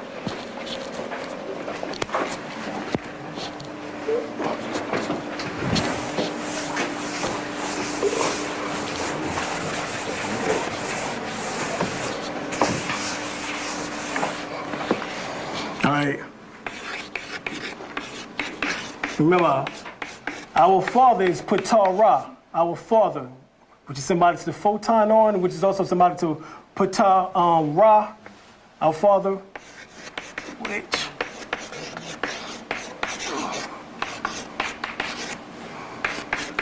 heaven is talking about the brain or the head area. The clouds is nothing more than your brain. You have white matter and dark matter. This white matter is clouds. Dark matter is clouds also because it's just like the dark clouds in which that happens when it rains. So therefore, your brain is these clouds, the cerebral and the cerebellum. Y'all get this? So this is heaven, is the mind. Where the mind is situated at, which once again is in the pineal gland, which is also called the soul, which is also called God. All of it is one and the same. For those that understand, because that's nothing more than man's higher consciousness, infinite consciousness. So our Father which art in heaven, hallowed, which means another word for holy, be thy name. You know what I'm saying? Thy kingdom come. But right there, the name, as we know, is right here, Ptah-Ra. So that's the name in which that is talking about to be hallowed or holy. You know what I'm saying? Thy kingdom come is talking about, once again, the crown area, which is talking about the whole head itself. But just different facets of it, from the pineal gland to the pituitary gland. All right? So this is the kingdom in which that will come. So, our Father which art in heaven, hallowed be thy name, thy kingdom come, thy will be done. The will is talking about from here, the throat chakra. You know what I'm saying? That is the power of will. That will be done on earth as it is in heaven. So give us this day, you know what I'm saying, our daily bread, which is here. Guess what? The thymus gland is known as sweet bread within the science field. The thymus gland is known as sweet bread. This gland is right here above the heart. Matter of fact, if you ever seen an ape, you seen an ape beat on his chest like that. What it's doing is trying to calm themselves down in order to keep from ripping you apart. Well, that's the same thing with us. When we up under stress, we need to do the same thing. This is one of the keys in which I'm telling you about. It's called the thymus tap, in which that you tap on your thymus gland, which sits directly under the hollow of the throat. An inch under the hollow of the throat, you tap on your thymus gland like this, 25 times, 3 times a day, and watch your immune system improve. Your immune system is what keeps you here. When that is damaged, you develop what is called AIDS, acquired immune deficiency syndrome. I don't know how the hell you acquire something if you're deficient of it.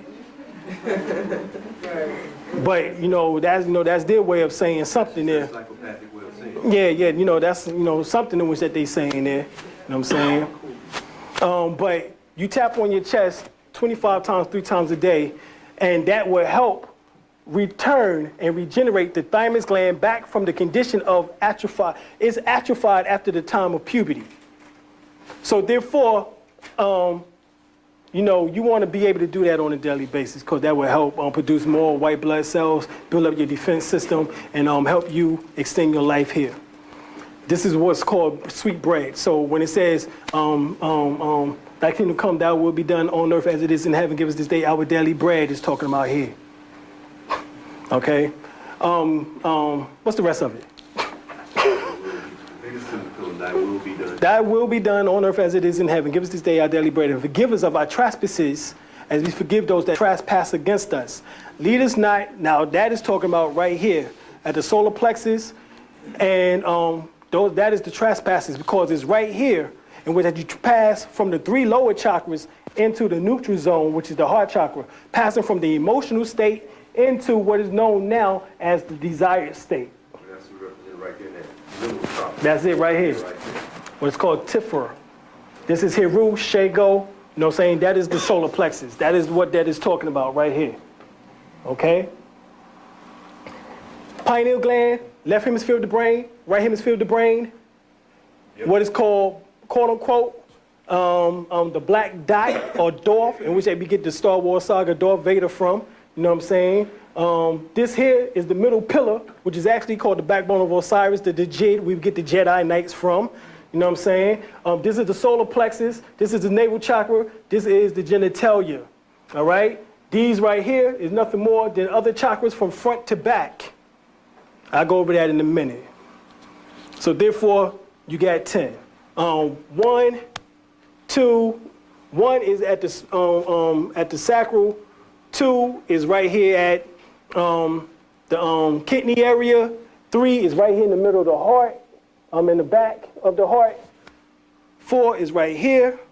This is 5, 6, 7, 8, 9, 10.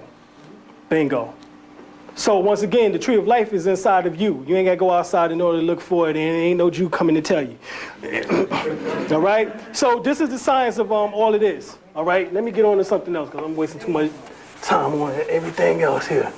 But that is the science of whenever you pronounce the Lord's Prayer, actually you're activating your chakras. Whenever you do the Psalms 23, you're activating your chakras. Matter of fact, when you do the Lord's Prayer, you are bringing energy down into you. Descending energy into you. Descending energy would be equivalent to this right here. All the Eastern stars know that symbol. All right? That is descending energy, feminine energy, descending to earth, inside of you. All right. Then you have ascending energy, which is that right, that right there, we get that right there. All right. One is the Lord's Prayer, bringing it down, like our Father who art in heaven. Right. Our Father who art in heaven, hallowed be thy name, thy kingdom come, thy will be done on earth as it is in heaven. Give us this day our daily bread and forgive us of our trespasses as we. So as you're saying it, you bringing energy down into you. Now as you say Psalms 23, you know what I'm saying, which is the Lord is my shepherd, or Yahweh is my shepherd, I shall not want. You know what I'm saying? He make me to lie down in green pastures. He restoreth my soul. He leadeth me in the path of righteousness for his name's sake. Yea, though I walk through the valley of the shadow of death, I fear no evil, thou with me. Thy rod, thy staff, thou comfort me. Thou prepare a table before the presence of my enemies. That anointed my head with oil, that cup runneth over. Surely goodness and mercy shall follow me all the days of my life, and will dwell in the house of the Lord. So this is ascending energy. You get it? This is the house of the Lord right here. So I would dwell in the house of the Lord. So that means when you say these two prayers back to back, what it does is create a circular micro-orbit effect within your body, which is what is nothing more than the serpent biting his tail, which represents the fact of you becoming immortal. That's what that represents. Immortal, everlasting, eternal, forever. In other words, you develop the gift of regeneration. That's what the serpent biting his tail represents, or what is called the aurora is, aurora borealis. Where you get the term aurora borealis later on with the lights, you know what I'm saying, the northern lights and all of that. In other words, it's good to recite those two. Yeah, it is. Yeah, I mean, it's good. It's good to know the scriptures, period. You know what I'm saying? It's all metaphysical. But when you create this micro-orbit within you, then there's no blockages and stagnation of energy within you. So therefore, you're able to create whatever you want here on this physical plane. But this is what this gives you the ability in order to do. All right?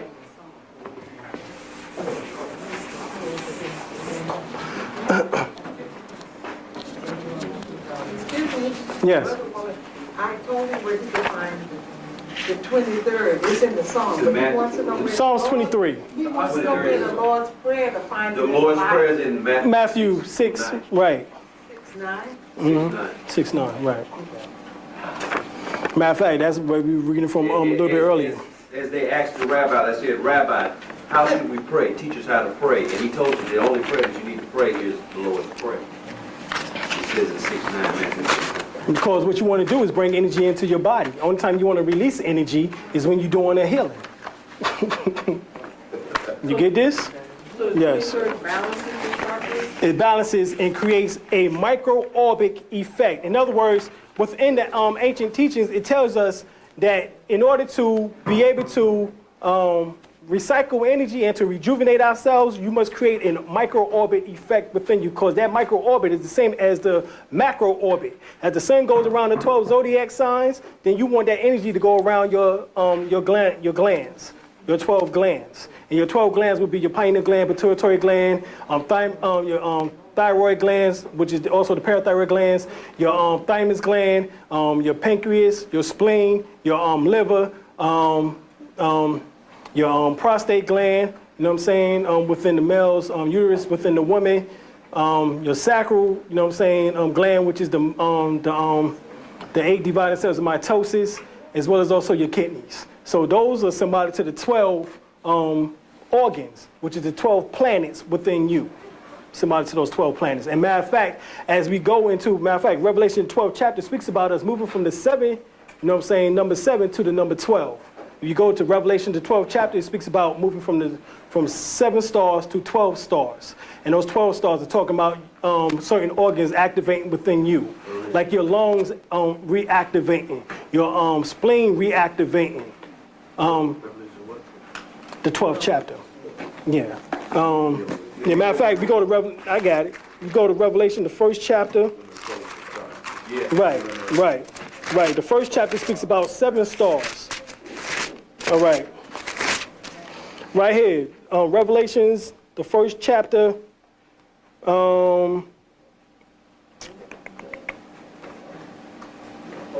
Where is that here?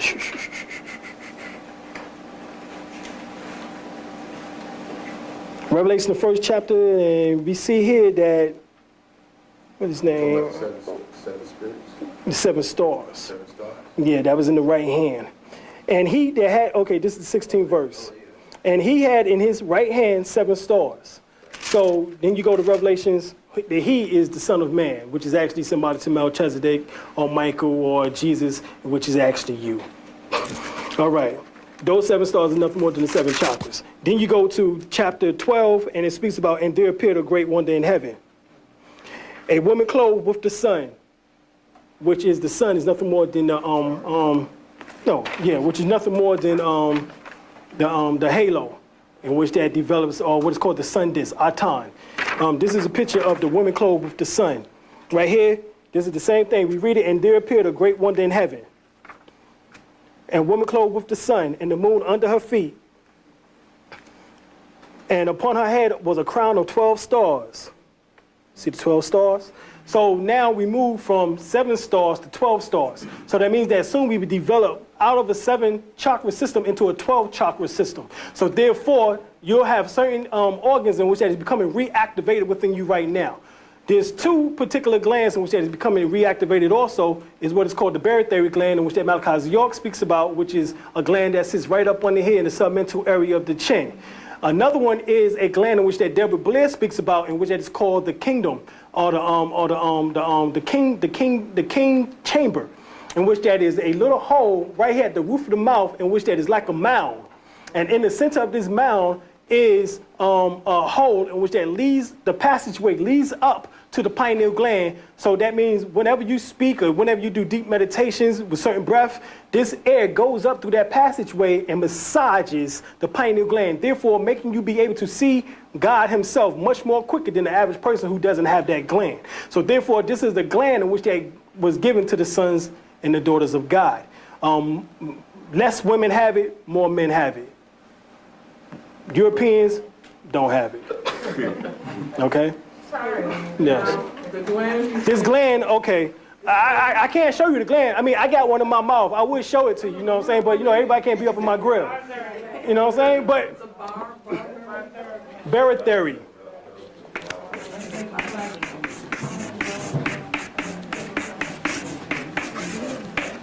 Barytheric gland. It's a gland that's here. It's like a little ball. Matter of fact, it's right up on the chin. Males and females have this gland. And this actually gives you a trait in order to tell you who's who on planet Earth. Because for those who have this gland, means that they're able to handle this high information in which that we're talking about. And I'm pretty sure that damn near every one of you up in here got that joint. Or you wouldn't be here. All right? Now, the other gland is a mound gland. And inside at the roof of your mouth, which is called the upper palette is a mound. It's like that. You know what I'm saying? This is the true mound builders right here. Ain't just talking about building some mounds outside or on earth. You're talking about the mounds inside of you. But this is the mound. And it's right here at the top of the roof of the mouth. If you take your tongue and reach up at the top of the palate, upper palate, you would feel a gland there. It's like a little, it's just like this. And in the center of it is a hole.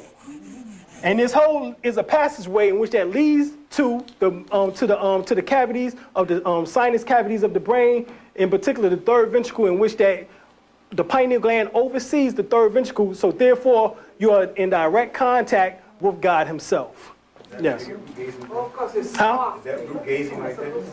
Roof gazing? Root gazing. Yeah, exactly. That's the signs of when the yogi masters, when they take their tongue and place it back that's what they're touching. What they're doing is re-stimulating that gland and bringing it back into functioning. It has to function. Once again, these are techniques in which they, hey, It I have to get happens into when it. it's hard enough, and then it gets Bingo. soft. Bingo. Soft. That's it. That's it. Yep, exactly. And the more you put your tongue there, you Right. There's an ancient technique of being able to do certain breath techniques in which that helps with that process. When you were the masters, when they used to meditate and recite the Om, they would lock the tongue to the roof of To the roof of the mouth. Right. Right. Creating what I just finished talking about was a micro orbit. See, you put it together, and that's exactly what I'm talking about. Because what it does is seal off the energy and create that orbit within your body. So whenever you take your tongue, put it up at the roof of your mouth, it creates that micro orbit throughout your body. And that's the key. So therefore, you can able to regenerate yourself, bring you back from any damn type of sickness, cancer, AIDS, syphilis, gonorrhea, herpes, any damn thing which that they talking about, you can bring yourself back from, because it's all about regenerating yourselves. And the pranic energy, which is the Kundalini energy, does that, because it's the all-pervading energy of the universe. There's nothing outside of this. This is the energy in which that created you, and all things in which that you see outside of you, or you think you see outside of you, and that's the key. And you don't do anything To the barytheric gland? Yeah, you can massage it, like what you're doing. Mm-hmm. See, it's natural. It's all within you. You ain't got to do nothing but be told, and the soul will come to you and say, hey, I like that. You know what I mean? All right. 10 minutes? Okay. Whew, boy. Okay, shoot, we got 10 minutes, then we got to get into some meditation. All right, here we go. Let's go. Let me hold this chair right here. All right, I don't know where the heck I want to put it. Okay, let's.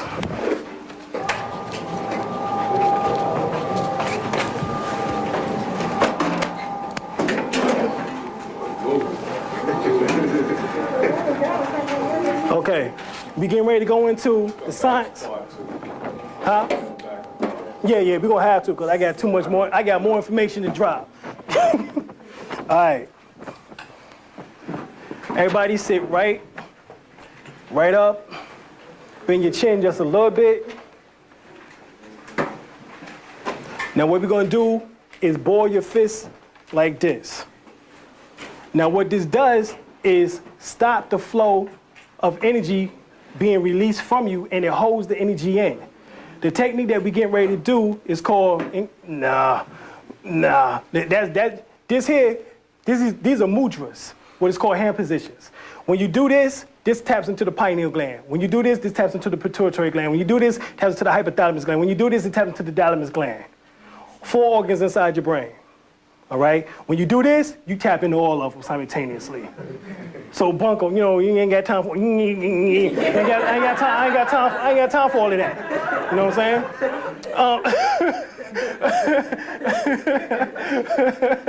You know what I'm saying? So this is what we're getting ready to do now. Everybody relax, you know what I'm saying?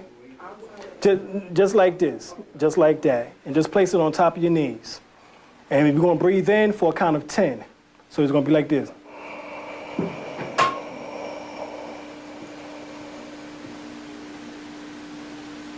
Hold it for 12.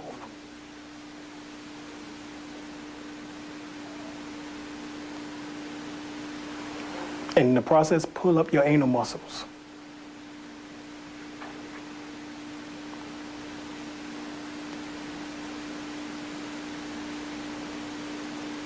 Now release.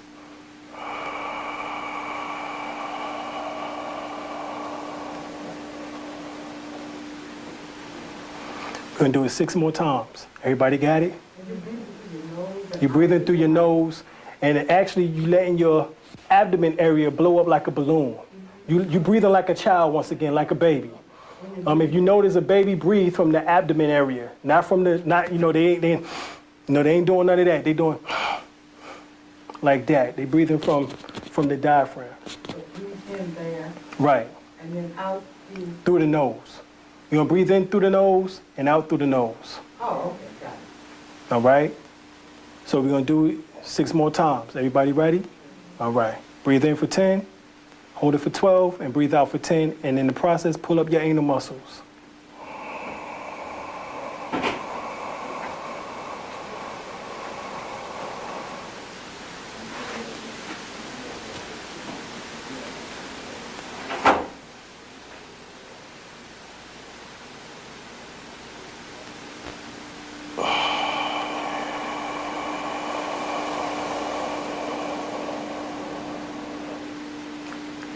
As you exhale, you can release the anal muscle area.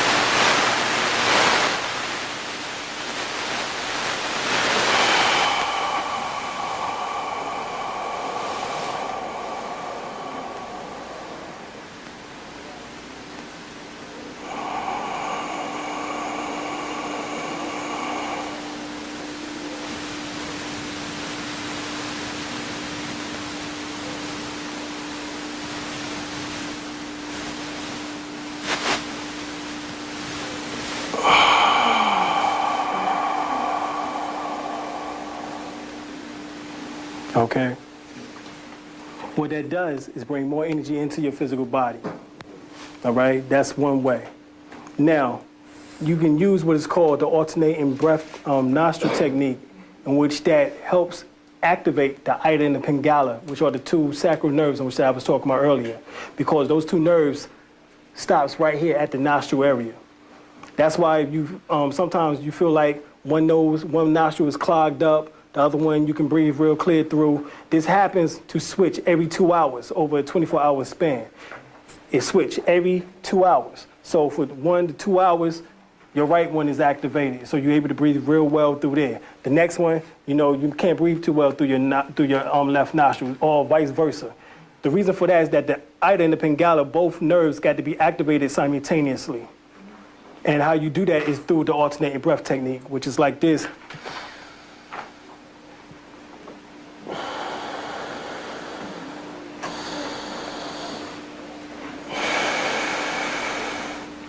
If you practice that over a certain amount of time, throughout a 3-month span, your Ida and Pingala would be fully activated. Therefore, now you can move the Kundalini energy through the Sushumna, which is talking about through the spinal column. Now you can move the Kundalini energy up. But you can't do that until the Ida and the Pingala is both simultaneously activated. If you try to do that shit when one of them damn nostrils is clogged up, you're gonna get effed up. You're gonna be going through some psycho problems. You're gonna be like, I see white people. You know, all types of shit. You know what I'm saying? You know, for real. For real. You'll be going through it. You know what I'm saying? And cause I've done taught these classes and niggas didn't follow instructions and niggas went out there fighting 6 and 7 cops. You know what I'm saying? Thinking he's He-Man and shit. You know what I'm saying? No, for real. For real. So, you know, practice the alternating breath technique. All right. I'm getting ready to show you something else too. This is a self-healing technique. It's part of Reiki. All right. If you take your hands, put them together, clap them, go like this. Now feel the energy. That energy is chi energy. Now what you do with that is place it on various portions of your body. We're going to follow the same line as the 7 chakras, in which that we start here at the crown. And you leave your hands there for 5 minutes. All right? Next, you put it over your eyes, which is also not just your 2 physical eyes, but also your 3rd eye it covers. And you do that for 5 minutes. Then you go to the side of your face. And with that, you do that also for 5 minutes. All of this takes 5 minutes. When you go to the throat, you can do it like this, or either you can do it like this. Whichever way feels more comfortable for you. Next, you go to the thymus gland, into the heart, into the lung area. All right? Next, you go to the solar plexus. Next, you go to the navel chakra. And then you go to the genitalia. In doing so, what happened is that you are, once again, doing the Lord's Prayer, and you descending energy into your physical body. You bringing energy from the cosmos down into you, healing your physical body. Now, this is the last thing I'm going to show you as far as healing techniques. See, this is why I got to rush, because, you know, I ain't got time for it. You know what I'm saying? But if everybody stand up, this is another technique of healing, self-healing. And I promise you, I'm going to take you through this one, because you got to feel this. You take your left hand and place it right here on your sacral, which is right above the crack of your ass. All right? Then you take your right hand, place it over the genitalia area, or either right above the genitalia area, which is called, within women, it's called, huh? Non-pubic area. Right, the non-pubic area, which we call also the sperm palace within the males, and within the women is the lower uterus area. All right? You leave your hands there for 5 minutes. We're going to do at least a minute here. You get ready to see some joint, feel something for real. All right? And at the time, you breathe in naturally. You know what I'm saying? You ain't got to strain yourself, you know. You ain't got to do all that. And you don't have to build up any energy beforehand like we did for the other. Yeah, you ain't got to with this one. Okay. Oh, yeah. Because you get ready to see God in a minute. For real. Next is your navel.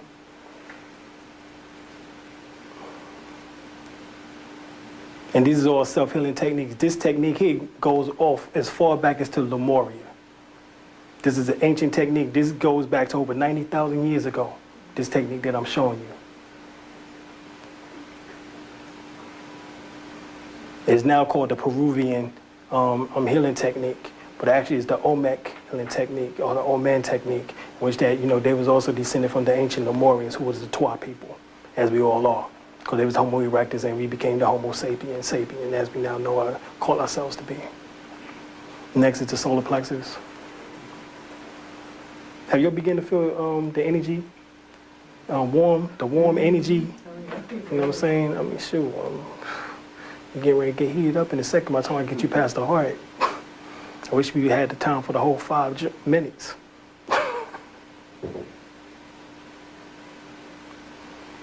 But this technique right here will heal anything in your body, as well as the other one that I just showed you.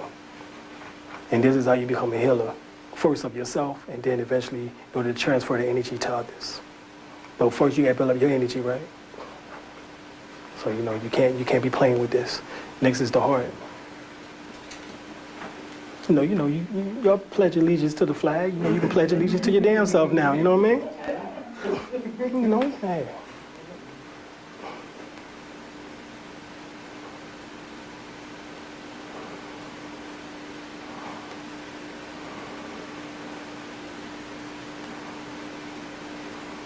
Next to throat. Any type of emotional blockages within your body, it helps remove. Any location of the endocrine gland systems in which that's what we actually are following the pathway of. So if you have a problem with expressing yourself and communicating, well, this will help you. Because what you're doing is sending the Kundalini energy directly to your throat chakra. And as it burns through those threads or karmic lessons, you heal. But you heal in a conductive and conducive way. It just don't come up and then burn your shit up and you around here flipped out like a damn derelict. 1 minute. All right, let's go on ahead to the third eye. Half a minute at least. You know what I mean?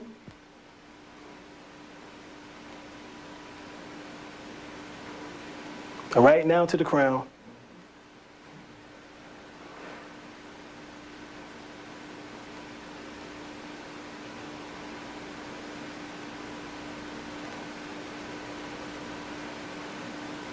Okay.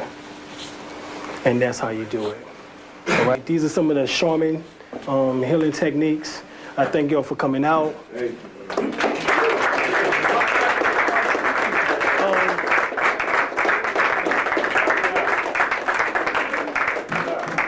I didn't even get into half of it, but that's straight. No, but see, that's good because that means that we got to bring the brother back in. Oh, yeah. That's all it means.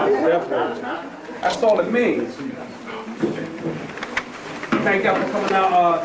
If you're not on my mailing list, real quick, I got it. But before y'all go, anybody got any questions about anything? About anything.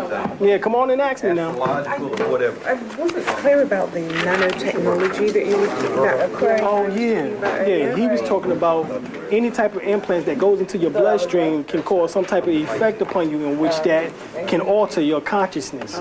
Because your blood is consciousness. Yes. Your plasma is consciousness. Right. Your cells are consciousness. So anything in which that interacts that's synthetic with something will alter you.